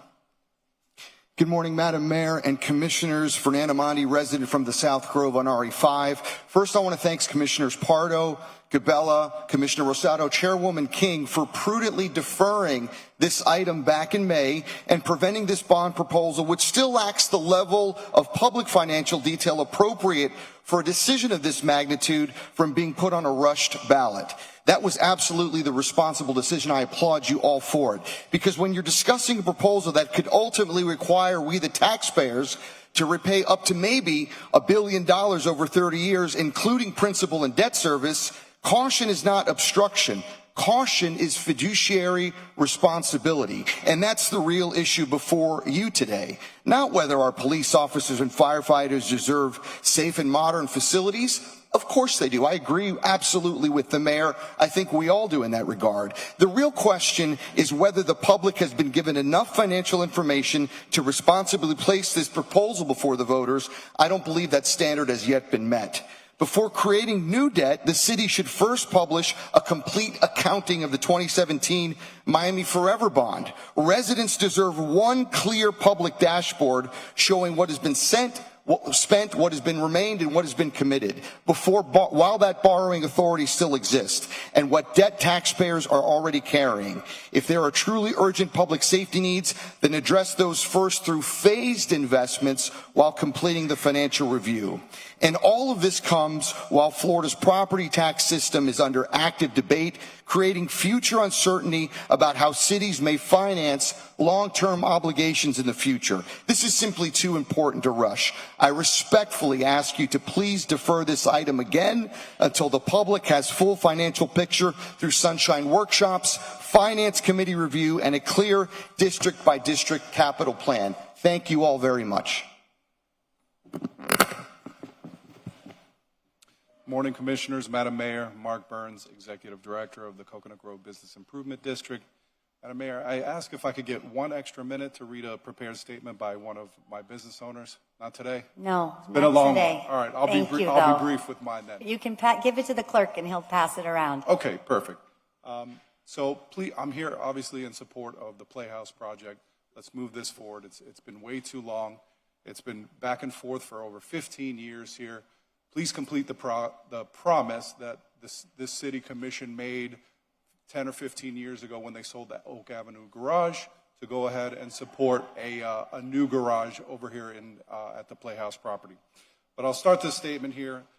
This is from Lee Kessler, owner of Barracuda's Tap House at 3035 Fuller Street. Lee Kessler, owner of Barracuda, Center Grove resident, and third-generation Miamian. Thank you for allowing me to be heard, even though I could not be present, as I look forward to speaking about the Playhouse property, but would be in the doghouse if I missed the short vacation with my family. Being a talker, I'm going to speak in bullet points to keep it short. The Playhouse itself, the theater brings jobs, people, foot traffic, full restaurants and bars, open retail rather than dark closed spaces after 6, and an artistic community that is part of the very fabric that makes the Grove the Grove. Development is inevitable, but this is your chance to preserve part of our identity that has been missing for way too long. A restored theater would not only improve the vitality of our neighborhood, but also the safety of having more eyes on the street. Please do the right thing and remember our roots. We wouldn't be here today without them. I'll end it a little short and I'll put the rest in the record. Thank you. Thank you. Good morning, Mayor, Commissioners, Manager. My name is Felix de Rosario. I'm the President for the Fraternal Police Lodge number 20. I represent all the City of Miami police officers. I would like to thank Mayor Higgins and Commissioner Escalona for sponsoring RE5. It is very important for us. By now, we all know the conditions of our police station and all the fire stations. You know, they do not accurately serve our needs anymore. We have outgrown them. While other cities have invested in modern facilities, right, a resilient emergency operations facilities and unified command centers, we work out of a 50-year-old building. This not only has this negatively impacts our criminal investigations, our evidence management, and the employees who work there. This is not about a facility. This is about public safety. Again, this is not about a facility, public safety. We've asked the commissioners to vote yes. Let the voters decide. Let the firefighters and the police officers have our residents decide what we need, that we need this facility. I'm sure in November we will get the votes that we need to have this bond passed. Thank you.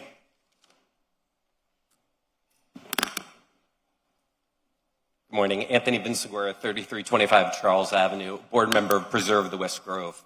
We've heard a lot of concern about the Playhouse today. That's because this is taking place in one of the most historic, important communities of African descent in the state of Florida. We all know that West Coconut Grove has protections that are placed by the city of Miami. We also know that these protections, which are supposed to protect the architecture and culture of the community, have not been followed over the years. There have been sugar cubes going up. There's been commercial encroachment happening over the years. That's the context for this Playhouse project today. We have been working since 2021 for the last 5 years to address these issues of commercial encroachment in Village West. The Playhouse, unfortunately, is going to increase that commercial encroachment into the community. These are the county's own drawings of the commercialization that will open onto Charles, Williams, and Thomas Avenue. This is T3R residential properties in one of the most historic communities in the state of Florida. This is the types of things we've been seeing already in the process. There are no protections in place for Village West. Commissioner Pardo knows this. We've met with him a number of times about these issues. PZAB denied this project to move ahead because it was primarily commercial. PZAB also denied it because of the protections the community's been asking for 5 years that have not been put in place. There's no traffic mitigation plan. How can this move ahead without a clear traffic mitigation plan? There's no plan for employment supporting Village West, access for Village West organizations, or integration with the historic elements. These items need to be placed in a binding community protections agreement before it moves ahead. This has not happened yet. The county claims that it's going to be addressing these issues, but they need to be clearly articulated and binding before it moves ahead. So we're asking you to please vote no. Thank you. I appreciate it. Thank you.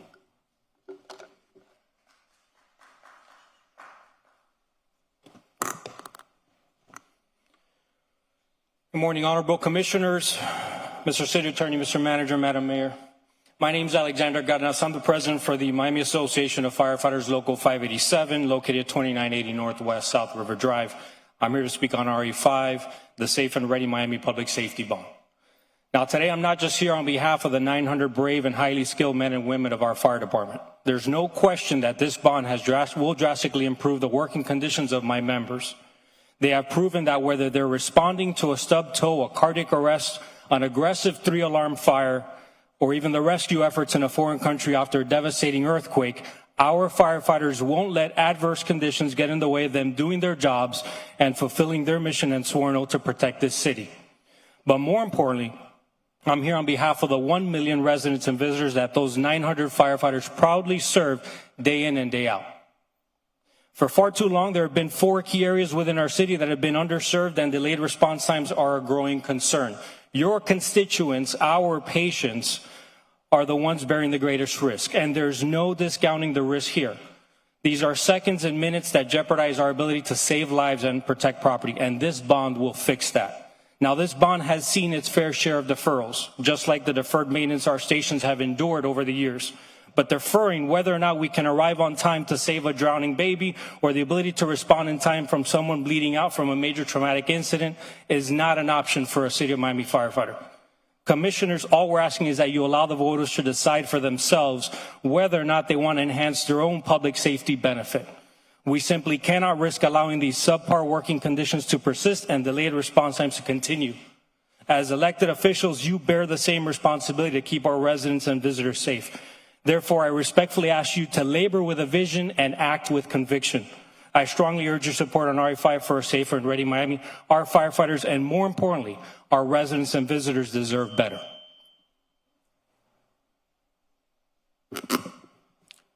Good, afternoon officially now. Javier Avignon with the law firm of Bills and Sundberg, 1450 Brickell Avenue.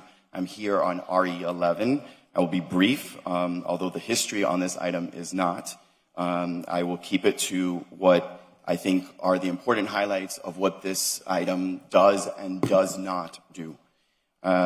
This item is for the relocation under 62618.4 of the code that allows for the relocation and reconstruction of signs in the city. This will allow for this item to conclude with a payment that catches up the payments of the typical fees that would be collected for signs of up to $150,000, and also creates a revenue stream of an additional $600,000 as well. The signs are limited to just 3 districts, districts 1, 3, and 4, where the signs can be relocated to. So it cannot be relocated to districts 2 or 5. And what the sign does not do, I think it's equally important to highlight those items. This does not open Pandora's box, does not allow for the other entities that have entered into settlement agreements with the city to start establishing new signs. This does not trigger any of those concerns. And even if it did, there is a very robust indemnification provision that has been proffered within the settlement agreement that completely holds the city harmless and protects the city to the extent that any other company or any other entity wishes to try and enforce against the terms of the agreement. I think that's very important because there's no risk to the city in that regard. So I will leave it at that and urge for your support. Thank you very much.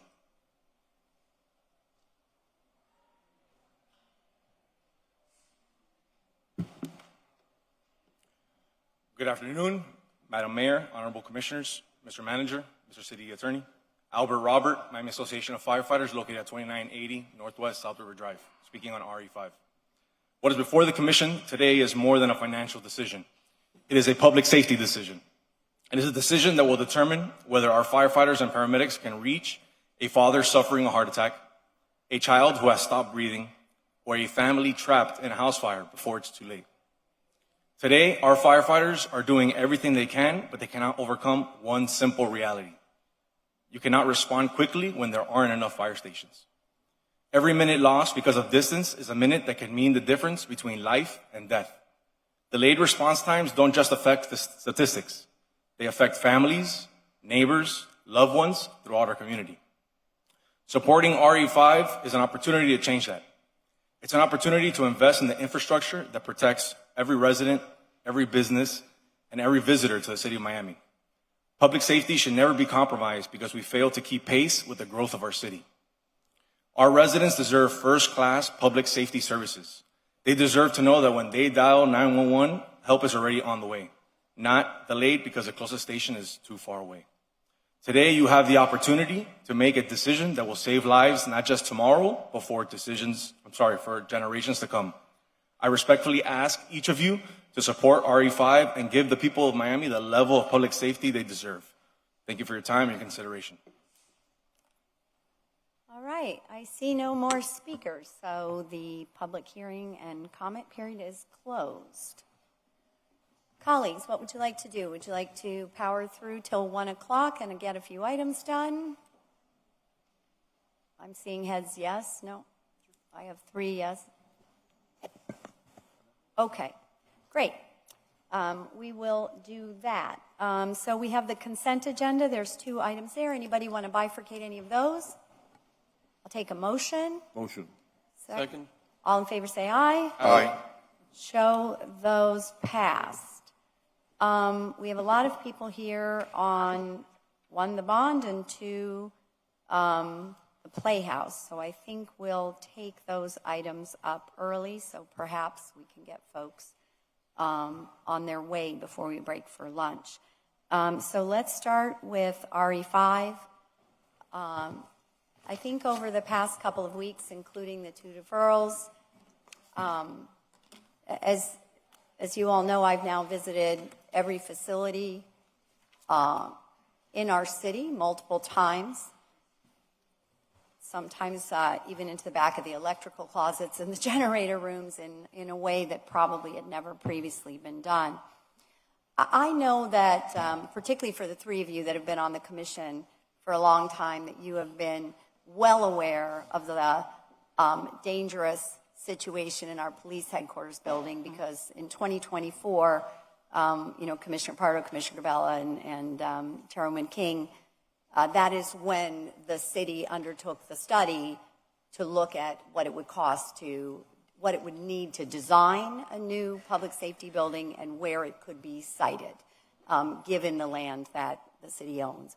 Obviously, that continued in October of last year and December of last year, where this commission took the decision to locate the new public safety building in Melreese Park. So the status of what's been happening in the police headquarters has been known, quite frankly, for 20 years. I guess that means they're on their fourth mayor, where it's been reigning in the homicide department. It is well known that we need a new public safety building. There is absolutely no way to repair the one we have.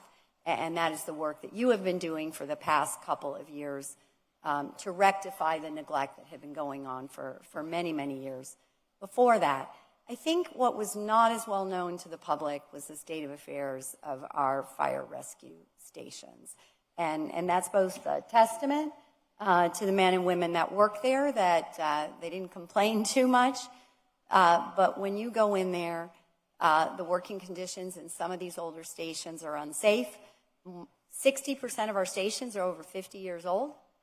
2 of them are over 60 years old and must be replaced. And then, of course, we have response times that are completely inadequate in many, many neighborhoods throughout the city, far above the 6-minute national standard. And that's just, quite frankly, because we haven't built fire stations in those neighborhoods. And so this is a can that has been kicked down the road for many, many, many years. So at the last meeting, we had a pretty robust debate. One of which was, I think, extremely important, was we wanted the maximum voter participation. And the idea of moving that to a November election where we're more than likely to have 80% of our voters turn out would give us a true indication of whether the voters support this bond. The other was really making sure that the projects were detailed and that this was indeed very different from the Miami Forever Bond, right? The Miami Forever Bond was a pot of money that over time projects began to get to.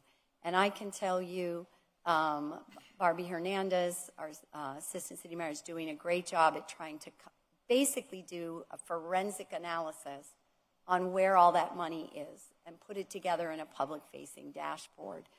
And I had agreed last time to make sure we started with a public-facing dashboard. And so that is up there explaining what is the current state and what are the projects. This is a project-based bond. It is totally different from the Miami Forever Bond.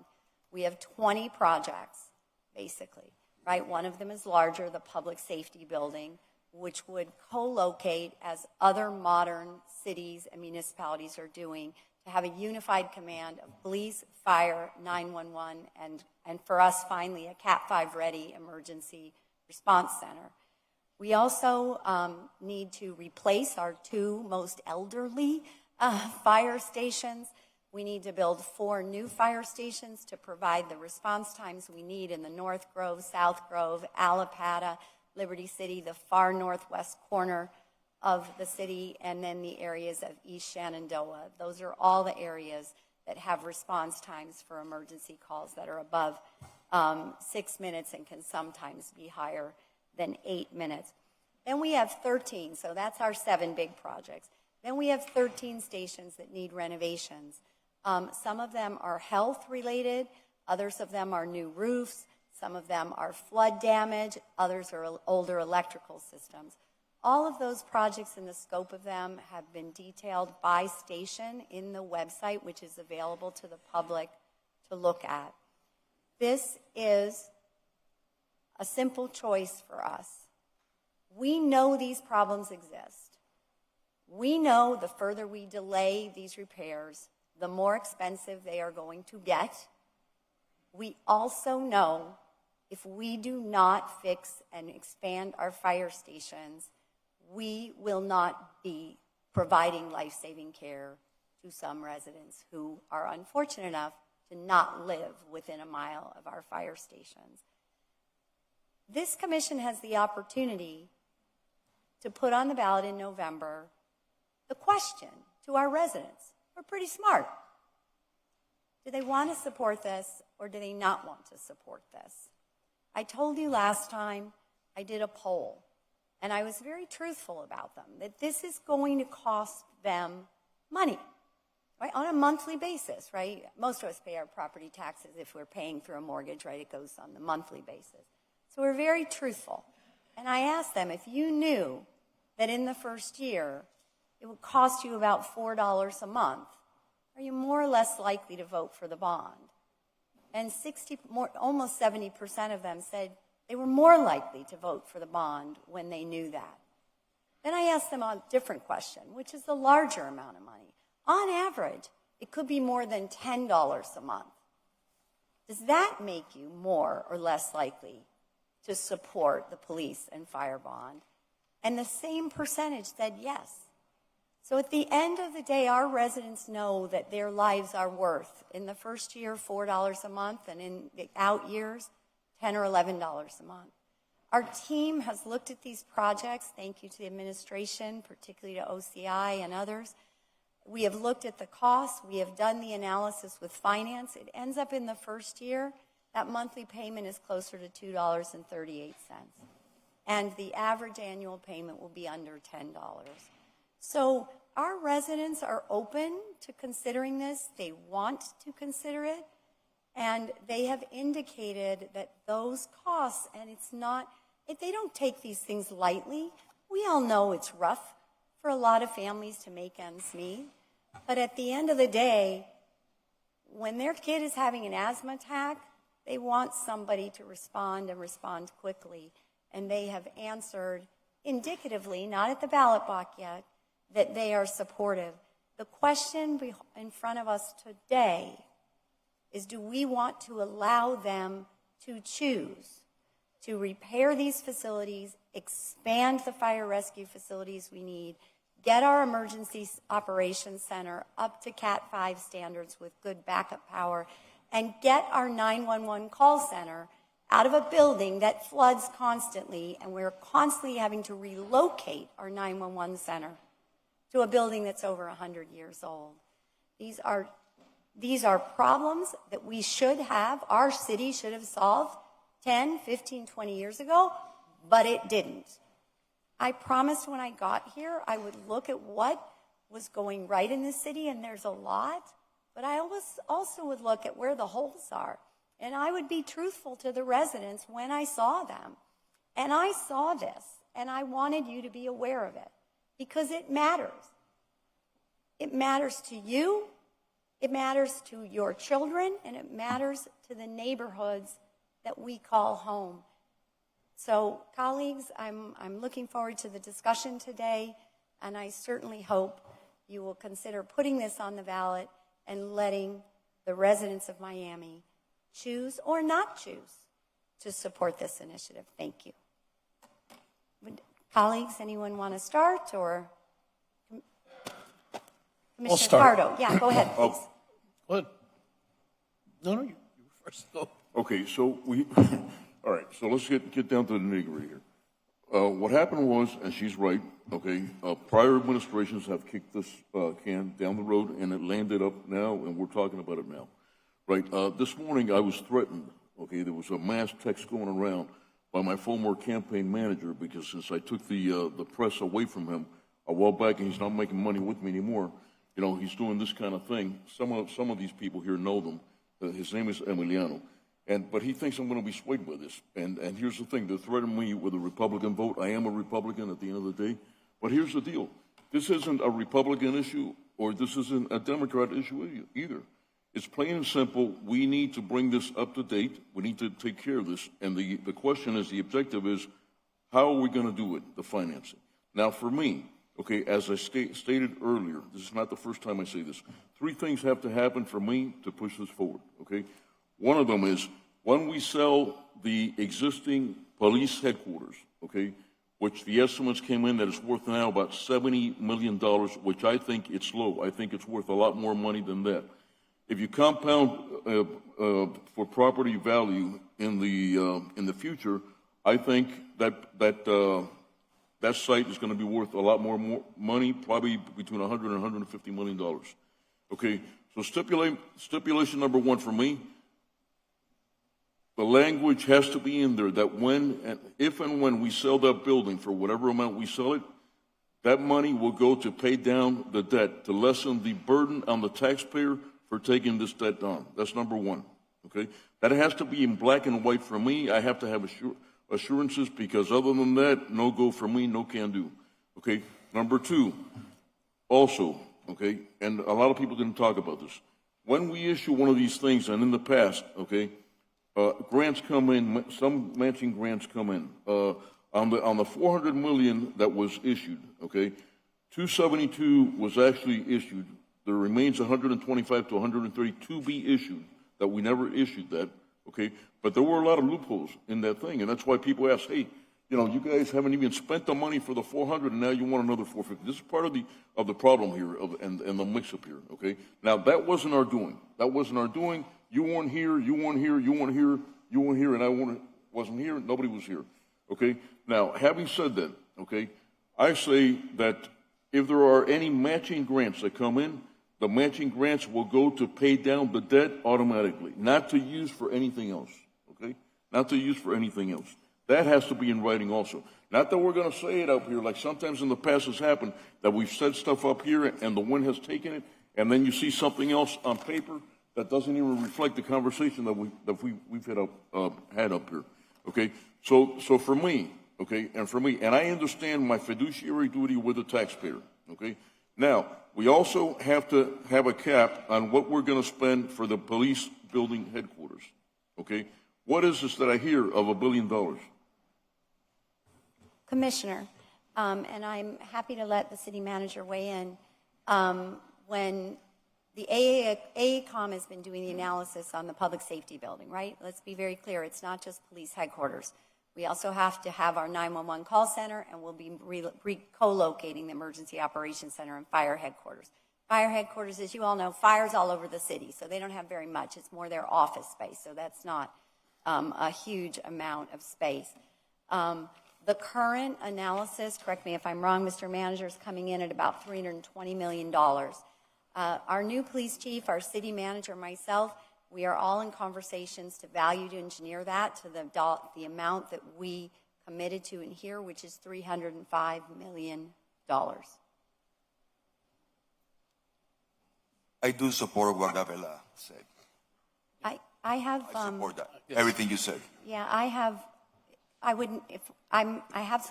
think I could have some amendments I could propose, but I would need a motion first and a second to have. So then let's clear something else Okay. up.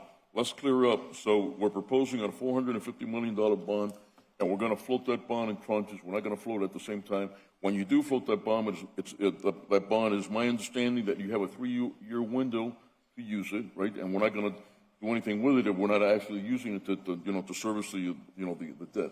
But here's the thing: the 130 that you're also going to bring over from the 400 mil to add to the 450. Can we educate on what exactly we're doing with those 130? So there's no confusion here? On the Miami Forever bond. The Miami Forever bond, that there was a $400 million, okay, 272 was issued at the time. Actually, out of the 272, 100 and something was never actually spent. Okay, it's still there, but it is committed, is what I understand. Okay, and then out of that 400, we never issued actually 125 to 130, that now you're going to bring it full circle and add it to the 450. Do I have my math right or not? Because that's what Commissioner, so I'll let our CFO speak to that, but we're not bringing the 130 over. The 130, we remember, just like we would do in this case, we would be drawing down on the projects that are underway. So obviously we can't defund projects that are underway. The reason why we're drawing in stages is because as those projects progress in completion, so does the cost associated with those projects. I know that, but I want her to say it so the public can understand exactly what's going on here. Good afternoon, Commissioner Erica Pascal Darling, CFO. The balance of the Miami Forever bond is $125 million that has not been issued to date. The majority of that is $100 million in affordable housing, and the remainder is infrastructure projects, as well as $6 million for fire station number 10. Okay, so to be clear, that money is not to be used to join the 450. And that's what I wanted to clear up. That money has already been committed for something else. I don't know why that money was never used and it took so long to use it, because that's what people, that's part of the problem here. Okay, that people don't understand fully what we've done here. Okay, and moving forward with the 450, we got to be extremely clear exactly what we're going to do with the money, and that's why I want to clear it up. Those are my points. Okay, I want to help the police station. Okay, I want to help the policemen, our men and women in uniform. I toured that police station a year and a half ago when they had the big flooding. I was one of the first guys there. I was there. I saw it. I saw the conditions. Okay, I understand about the fire station. So we have a balancing act here to perform, to take care of them, but we've also got to take care of the taxpayer. Okay, so at the end of the day, I'm going to be brief. At the end of the day, for me, those stipulations have to be put in black and white. My attorney put here, basically in more formalized, legal jargon, okay, exactly what we want to see, what my office wants to see, Madam Mayor, what my office wants to see in the language going forward, and let the taxpayer, at the end of the day, if all this is met, I will be voting for it, if everything is met in black and white, and let the taxpayer decide if they want to do it or don't want to do it. Thank you.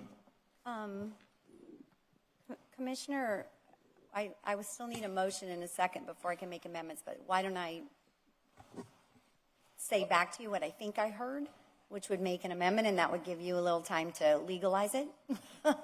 Or legal. So as I see it, there are three potential sources of revenue that could help offset the need to issue the full $450 million. One is, once the new public safety building is built, we can move folks in there and we could sell the police headquarters. So we could allocate the proceeds from the sale of that police headquarters building to pay the debt off or not issue face value debt. We might not even need the money, because if it's going to take time, that $100 million might just come in, and we don't even have to use the bond. We might not even have to issue the part debt. of the bond, right? Correct. So we could either pay off you and the finance people, we either pay down the debt or we do not have to issue the debt. So I would say the police headquarters. Also, grants, I think, obviously that is very important as they come in. It's easier to get generally capital grants for fire than for police, but we probably will get some almost every year, so we should have any capital grants or for the projects that are in this bond should have the same conditions. They would pay off the debt or avoid the issuance of debt. Well, I'm sorry, Madam Mayor. I would see key word. You said capital, grant. No, any grant that comes in pertaining that has to do with this issue here, yes, and the fire stations, the police station, any grant at all will be used to pay down the debt, the principal, used to pay down the principal on the bond. If it's a capital grant, meaning if we get the grant from the state or the federal government, it's allowed for construction, we can do that. If we get a grant, for example, for police cars, that's not capital. So we do have to use the word, I think, capital improvements or physical improvements or something like that. Thank you very much, because that was the other one that was the last one I was going to put. The monies cannot be used to buy police cars, equipment, fire equipment, none of that stuff. This is purely for what we said it's going to be. Yeah. We're not allowed to bond that out, those things out anyway, but this is a project-based bond. If it's not listed in the projects on the website, we're not doing it. But I also have a third suggestion, which I think is in line with your thinking. Over the next 3 or 4 years, we may have developers that might want to proffer some community benefits that would be contributions to police and fire capital. And so we could perhaps, Javi, you could help with this. Any future community benefit agreements that are negotiated that are directed to these projects would also offset the debt. Because I think what you're getting at is we need $450 million is what we need to do all this. Right? That is the cost of this of these projects. But at the end of the day, we're asking folks for the opportunity to issue debt. But in the meantime, we're going to be looking around for other ways to not have to issue all of that debt. And that's through grants, through the sale of the headquarter building, but quite frankly, it also might be through community benefits. For example, the Watson Island Fire Station, we already have a commitment of $5 million, which, by the way, is not enough to build the whole thing. But there's an opportunity to get more. That's just not yet in writing. So we've already taken that $5 million into account in the bond, right? We're not issuing that. But should we, on any of these fire stations, get additional community benefit, we would be able to use that. So those would be the three things that I think encompass what you're saying. Are you able to make that on the fly into a real amendment? Yes, we can work on that. So it would be a pledge of the proceeds of the sale of the current police headquarters for the repayment of the bond or to help offset the issuance of the bond. The second one is any matching grants subject to the terms of the grants and applicable laws that apply to the grants would be used to either pay down the debt or be used in lieu of issuing debt. And then the final one would be that to see if this is the one that's a little more nebulous, but it'll be to see if any future community benefit funds to best efforts to direct any future community benefits towards offsetting the debt or assisting with the construction of these projects to avoid. Maybe I want to clarify that. I don't think we want all community benefit agreements to go to this, right? Because sometimes we're going to want affordable housing or sometimes we're going to want neighborhood participation. But should there be in a community benefits agreement, which are generally negotiated by and with the commissioner of the district that is most effective, should there be the choice made that part of that community benefits agreement be for police and fire capital for one of the projects in this bond, that also would be used. So you're right, that's the most nebulous because different neighborhoods need different things and different community benefits benefit neighborhoods in different ways. Some are poverty alleviation, some are affordable housing, some are green space and parks. But we know we have had contributions, particularly on the Watson Island case, for police and fire. Does that cover your thoughts? Okay, great. Okay. Ready? Yeah. All right. So the first thing is, I know that there's $10 million listed as repairs and modernization projects, and that includes about 12 fire stations or so, maybe more. And it seems like that's the really, really critical piece with fire. And why don't we just take that right from reserves? I mean, I don't even think we should wait for a bond or include it in the bond if we have it in reserves and we can deal with them immediately. The other piece is the building of fire stations. And that's where I think we could successfully find public-private partnerships that use a design, build, finance, and maintenance model so that we don't, Commissioner Rosado, to your point about worried about maintenance, it's done. It's part of that package. The finance is part of that package, but taxpayers don't pay for that. So the issue I have with the ballot question is that it makes people feel like if I want to be safe, if I want to feel like my medical emergency will be tended to, I need to increase my taxes. And Commissioner Gabello, when you and I first started, I think one of our first votes was cut taxes. Yeah. So, we're in an affordability crisis. We're in a situation where we really haven't explored good models that work, that don't increase taxes for taxpayers. And then we have $305 million, which is slated for the safety administrative building. But that $305 million is very nebulous. It's not really, okay, it's 305, but we have a new police chief. We have an Eastern District. We're decentralizing services. Do we need as much space? Do we need different space? So I commend the effort and the fact that this is being highlighted because like everybody up here, and as you know, police and fire, we support you 100%. But the question is, it shouldn't be this choice of police, fire, increased taxes. There are other options, and we just haven't explored them. That's why I won't be supporting this today. I'll go next. I have several issues with this. One, again, as my colleagues have stated, this is not a question of whether we support police and fire. And it's unfair to make it so, because we all support police and fire. Full stop. There's no question about that. Here are my concerns. The misinformation that has been given. Let's just start with just what just happened. We're trying to bake a cake here on the dais. We're trying to negotiate what this should look like on the dais. Madam Mayor has said that she did polling. Polls cannot replace going to our communities, having town hall meetings, of which we've had none. I cannot support an item where we have not taken this information to our communities. It has never been done such. I have worked on bonds for the Southeast Overtown Park West CRA. It took multiple community meetings to get their feedback and input. Public-private partnerships do work. Community engagement is not a poll. You cannot say, I didn't get the poll. I want this to work.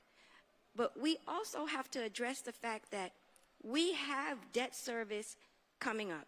The Marlins Stadium, the Miami Forever Bond. So what is touted as $2, $4, $10 doesn't contemplate the other debt service we must now put upon our residents. Misinformation number 2.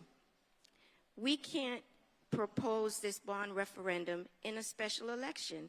That's just not true. We absolutely can. There is no reason for us to rush. It's $450 million that we're talking about. We have someone in the audience right now whose whole job is to build fire stations. The organization is called CORE, and they can do it within 12 to 15, 18 months. What if the bond doesn't pass? Then what do?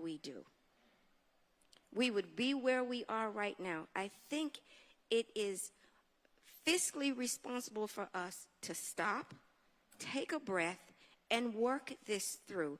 Not from May until July. You don't contemplate $450 million in 2 months. You just don't do that. That's not fiscally responsible. That's not fiscally sound, and it's not fair to our community, and it's not fair to the police or fire department if this item fails, because when I have spoken to my community and outside of my community, I have a resounding no. I'm not ready. I don't understand this. Putting up a website does not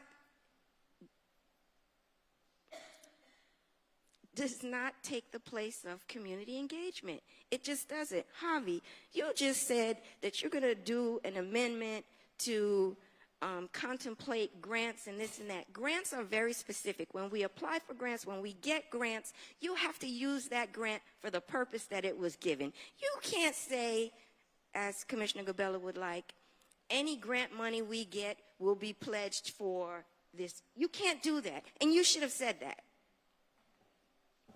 If I may clarify, what I had said was that any grants subject to the terms of the grant agreement and any applicable laws that apply to the grant would be used to help either pay off debt or use for that project. So that's what I had. So as long as when we apply for grants, we apply for grants for a specific purpose, and then it's to match funds for a specific purpose.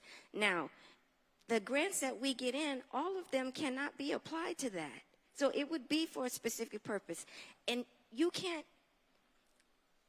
can't promise that you'll get a grant for a new fire station, and if it is, it's to match what's happening with the fire station. You can't then put a stipulation that that grant will be used to pay down the debt service. That's why residents don't trust us, because you say stuff like that, and then in its application, that's not what happens. That's not what happens. And also, is anyone concerned about the prospect of losing a significant amount of revenue Right. with the proposal of eliminating property tax. Taxes. That is going to have a significant impact on our community. And how are we going to make that up? We're borrowing money and we're losing money at the same time. It is fiscally responsible for us to first find out what happens with our property taxes and then move forward, because you're asking us to take on additional debt when we very well may be losing our property taxes, that revenue. There is nothing wrong with waiting until November and then saying, hey, this is what we have. We've had an opportunity to go to our communities. We've had an opportunity to share with the community what's happening with this debt service that we have to pay. How much is that? Because I can tell you in my community, there are some people that cannot afford an additional $2 a month. They can't afford additional $4 a month. Also, while fire and police are high up on what we need, what about areas where we don't have resources? Let's take, for example, the Reverend Edward T. Graham Heritage Trail. We applied for a grant, I-Build grant, federal government, to get that. The city thought it was appropriate to put in a competing grant for the new stadium, the Inter Miami Stadium, of which they were awarded the grant. Now, Commissioner Pardo and I are advocating for the Reverend Edward T. Graham, which will address decades of life, quality of life. So instead of us being awarded a grant to address decades of quality of life issues in the Overtown community, we are now going to get a walkway to make it more convenient for folks to attend sporting events. But a bond, because we cannot get that space wrong. A portion of the bond could go to the Reverend Edward T. Grant Heritage Trail so that we get this space right and the residents of Overtown finally get what they deserve. It's not, and it doesn't have to be one or the other. We can find a path forward for everything. Without knowing what's happening in November with our property taxes, I can't support this. Without sitting down, and I would want to go with our mayor, have town hall meetings. Have you had a town hall meeting in your district to see how your constituents feel about So here's this? here's the deal. That's a rhetorical Well, question. Well, no, It's you're a asking me, but I'm going to rhetorical answer. I get it. All right. here's the Commissioner King, you still have the floor. So I haven't been able to do that, save for Constituent Tuesday. And in Constituent Tuesday, I am not getting 60, 70% overwhelmingly supporting this bond. I'm not. We had several persons come and speak today that is not in favor of the bond. The last time we had this on, all but one person was against the bond in its format today. I will support, and let me say this clearly, I will and I do support some form of this for our fire and police department. But be clear, there are too many unknowns: debt service, the property taxes, also being able to utilize public-private partnerships, which, by the way, do work. And if any of you want to get more education on that, please check out my textbook, Live Local. I teach Miami politics at FIU University. There were 3 cities in crisis. They didn't have the benefit of being able to bond to address their crises. They addressed the crises with public-private partnerships. I am sure, I am confident that we could, if we put our minds together,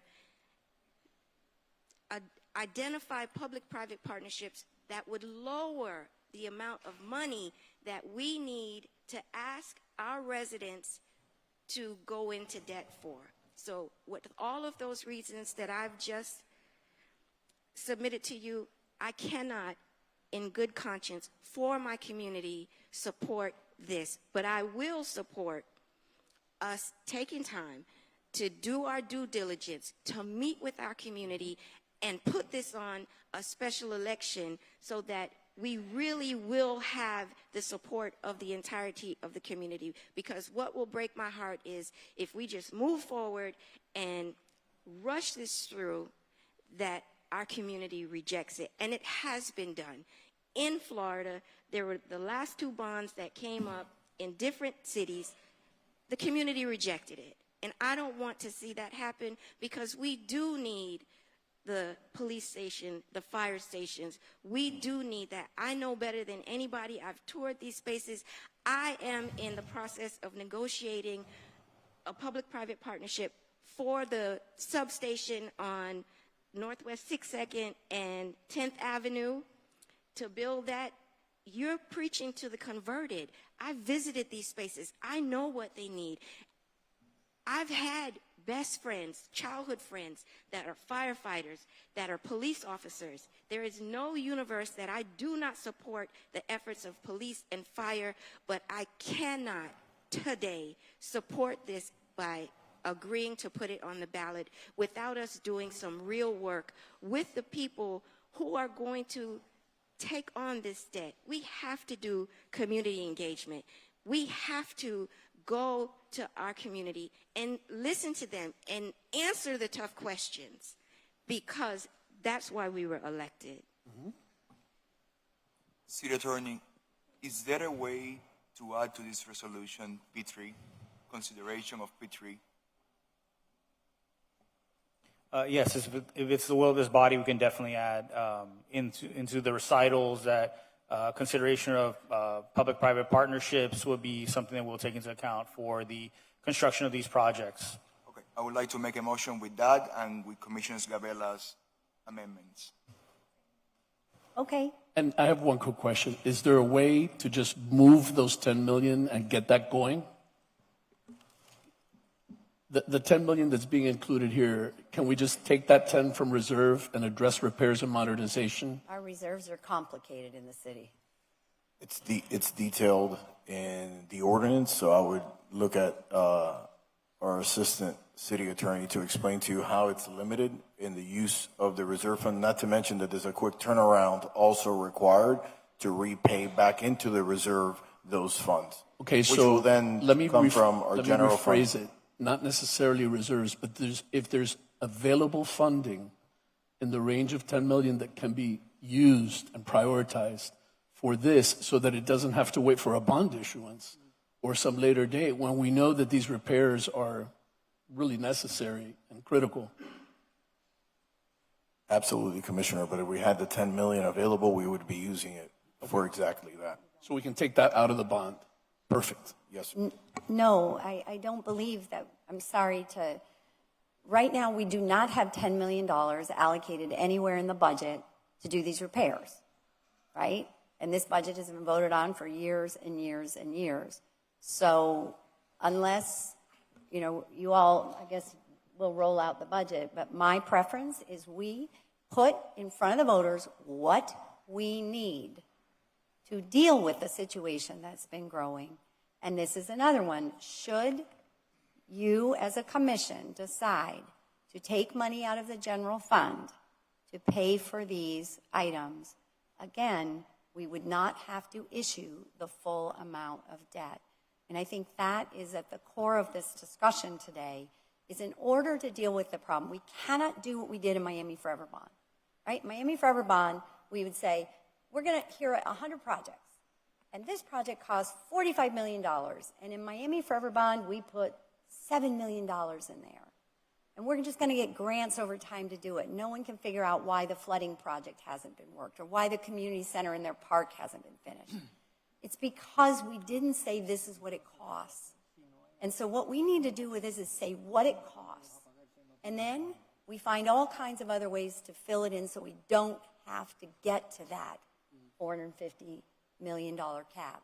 Could be P3s, could be grants, could be the sale of the police headquarters, could be. that you all in the upcoming budget year find the $10 million, or in this case, $13 million, to repair those items. But my preference is to go forward and be truthful with what we actually need. At the end to of do the day, this. we're getting off subject here. At the end of the day, the voter will decide. And if the voter doesn't want to do it, then let them do One it. second. Billy, you don't want to vote no, you vote no. I want to vote no, I vote no. Whatever, but put it up to the voter. And then meanwhile, while we're putting it up to the Commissioner voter, let's work on making it better. If we can make it better, is what I'm saying, because we've been at this, we've been beating this horse now Okay. for 3 months. Commissioner Gabala. Commissioner Pardo, you still have the floor, and then we'll go way over there. So my question really is to the city manager. I mean, we reallocate all the time. We have mid-year budgets all the time. $10 million is a very small percent of our overall budgets. We can find this money and take care of this and not have to wait while this process goes on. Commissioner, I'll be more than glad to work with each and every one of your offices to identify what dollars Great. we can repurpose. Thank you. Okay. Sure. So we'll go over to you since it's your birthday first. Thank you. I have two images that I wanted to show. So I've gotten a lot of questions about how we got to this place. And essentially, there are 3 different reasons why we are in the state that we're in. So the first one is, equipment changes over time, and so buildings become obsolete. That's nobody's fault. If a fire station was built in the right capacity 60 or 70 years ago, but now it doesn't make sense, there you go. But now it doesn't make sense. That's something that we just have to deal with. The second item is population growth. I think we all understand what that means. And the third one is maintenance. So I do want to assure those of you that are particularly concerned about maintenance and what we can do going forward. We've got 2 related items in here, which are RE12 and RE13. My team and I, and this is Yosvani from my office, we did a lot of national research. How do they address these kinds of issues in other places? And so RE12 is what we're calling a facility condition index, which is by the end of the year, the manager will provide to the full commission an assessment of every single building that is related to police or fire. And we should do it for all city facilities, in fact, so that we don't continue to butt up against this issue in the future, right? So if folks are saying we need more guardrails, this is guardrail number 1.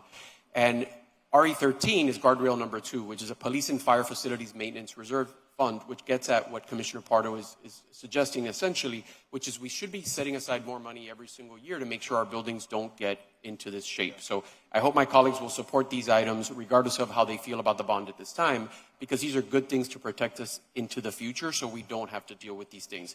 This is our current police parking garage in downtown that's been demolished in the last few weeks. So that's a lack of leadership, but we are where we are, and we're going to need a new headquarters regardless. If we can go to the second image, and this one's a lot more personal. So some of you know I lost my dad not too long ago. This picture is 10 years old. Those are my kids when they were much younger. They're essentially now adults. My parents lived, my mom continues to live, just outside District 4, just outside the city of Miami in unincorporated Miami-Dade.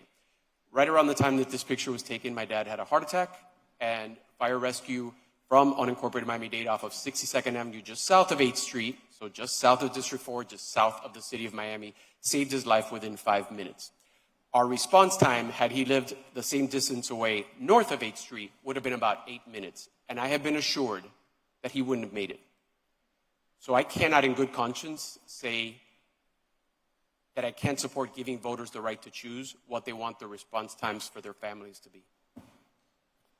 Are we discussing this? All right, so are we calling the question? I motion to call the question. Second. All right, so I need a motion then.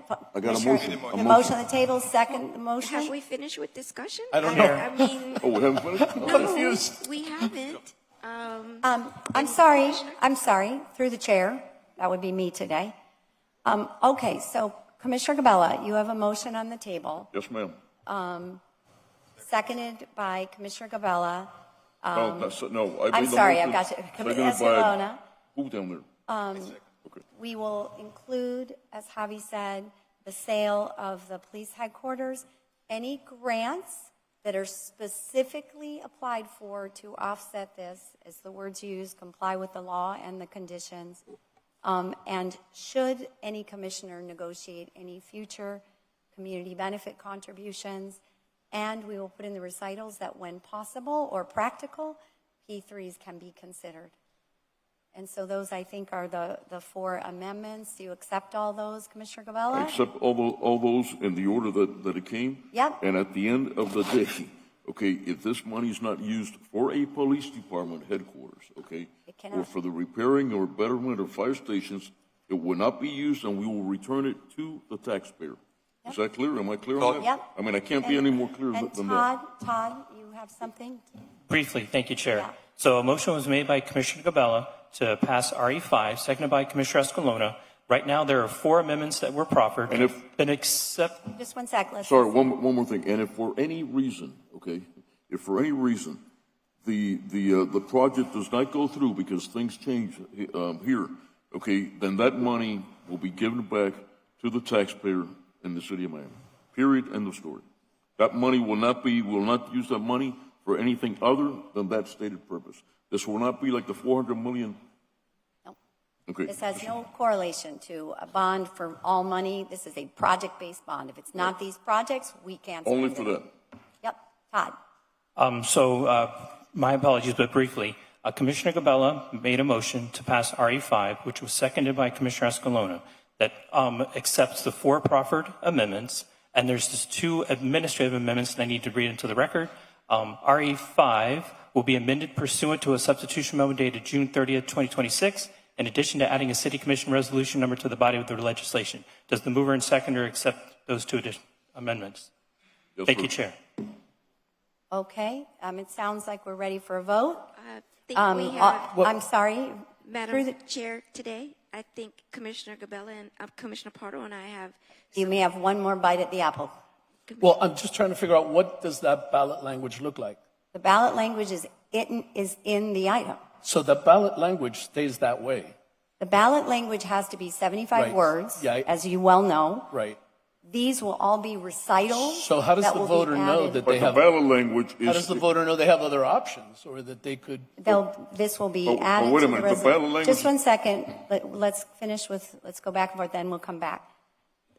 Okay, there is a controlling document. Correct. The controlling document is what this gentleman, the good lawyer, is now doing, right?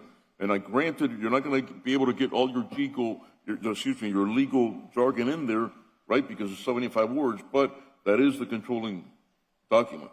What's stipulated, what we are saying. Yes, so if I may, my apologies, you can go, Commissioner. No. I just want to.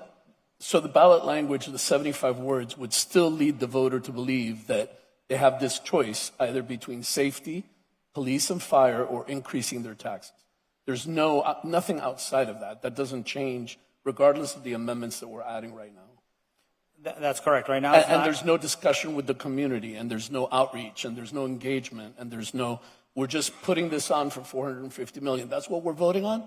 We're just going to put this on and have people go to the ballot box and be forced to make that choice? Why are they forced? Wait. Are you I'm an adult. Wait a minute. I'm an adult, and when I go vote, I read what's going on. And if you don't read, well, and by the way, put on the 75 words that, by the way, this is going to cost you this. Because that's why I never wanted an election. Okay, that's not there. And wait a minute, let me finish. I never wanted an election in August because it wasn't a true reading because everybody wasn't come on. I didn't want to jam this through. I always said that I wanted the election in November because when everybody comes out, I want a true reading of what the taxpayer does. If we have an election like what you're talking about, you're not going to have a true election. You're not going to have a true reading. And here's the thing: we've beaten this horse again for 2 or 3 months. I've asked the questions. I've gotten educated, and I think we made it very clear what the deal is. I mean, how much clearer can we? Okay, can we Commissioner make it? Gabella, we're going to give Commissioner King one more Yes, set of comments, and then we'll move to vote. I have a question Yes, for please. the city attorney. When you bond money, you can give it back? So, Because I believe that's what has been said here. Bond the money, but if we don't use it, we give it back. But we can give it back in another way that you then have. If you have $450 million that you didn't have before, then you got a plus against your liabilities. So if you want to give it back in that way, you can give it back in that way. I don't know the rules, but Madam Chair, if I may, so we do not Well, draw. I wanted to ask the city attorney. so I think I understand I understand what your question is. If we do issue bonds, right, we actually issue them and we have the funds on hand. From a returning standpoint, it'll all be dependent on what the bond documents say how long we have to do it. I think you're bringing up defeasance. Yeah, and whether we can pay it back, in that manner, right? That would be determined on that, and also kind of other requirements, such as arbitrage and things of that nature. Wait.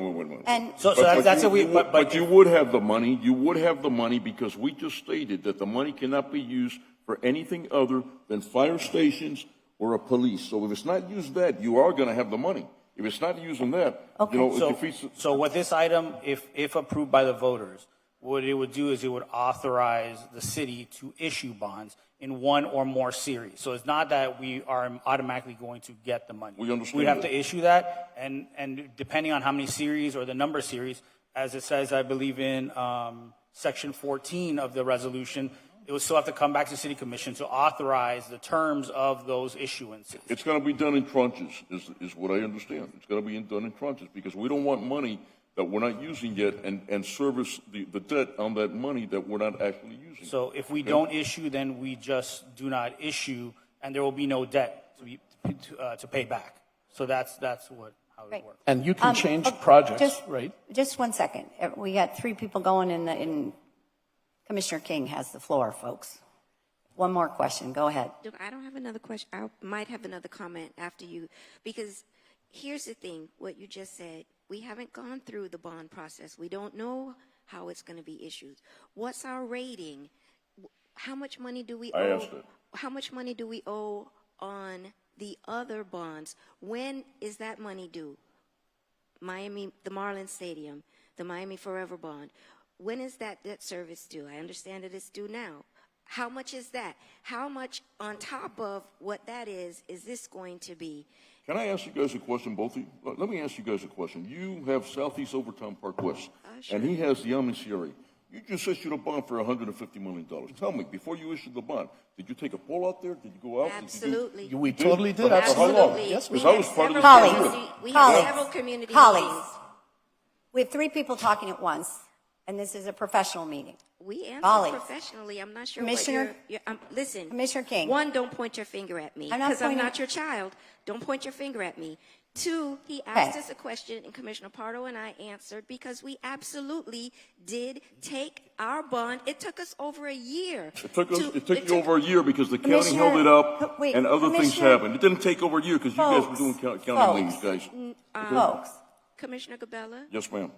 we're having a good discussion. Right. With good and I We are. want to answer his question. Right. It took us that long because we had to take the information to our community. We have a community meeting, we get feedback, we have to go back, take in their feedback, go back. We met with bond counsel, we went over, this is not a process. I got an and idea. Let's do that. What are we now, in July? We're now in July. How many months? June, July, August, September, October, and then we get to November. We got 3 months to do it, ladies and gentlemen. 3 months to do it. How about that? Okay. Can we call the question, please? Call the question. We also. All right, the question has been called. All right. No. So, please. Yes, no, go ahead, Todd, if you need to clarify anything, please, Mr. Clerk. So I believe we've had all amendments stated on the floor. We have a mover and second. And so, Chair. Okay. All in favor, say aye. Aye. All opposed? No. Passes 3-2. Thank 3 you to very 2 much. as amended. As amended. Thank you. Okay, colleagues, it's a little after 1. Do we want to do another item or two or take a break? Let's take lunch. Okay, so let's take lunch. It's just after 1. How long would you like? An hour and a half, hour and 15? What are your thoughts? I'm okay with 1 hour. 1 hour. Okay, well, it's 5 after 1. So why don't we come back at 2:15?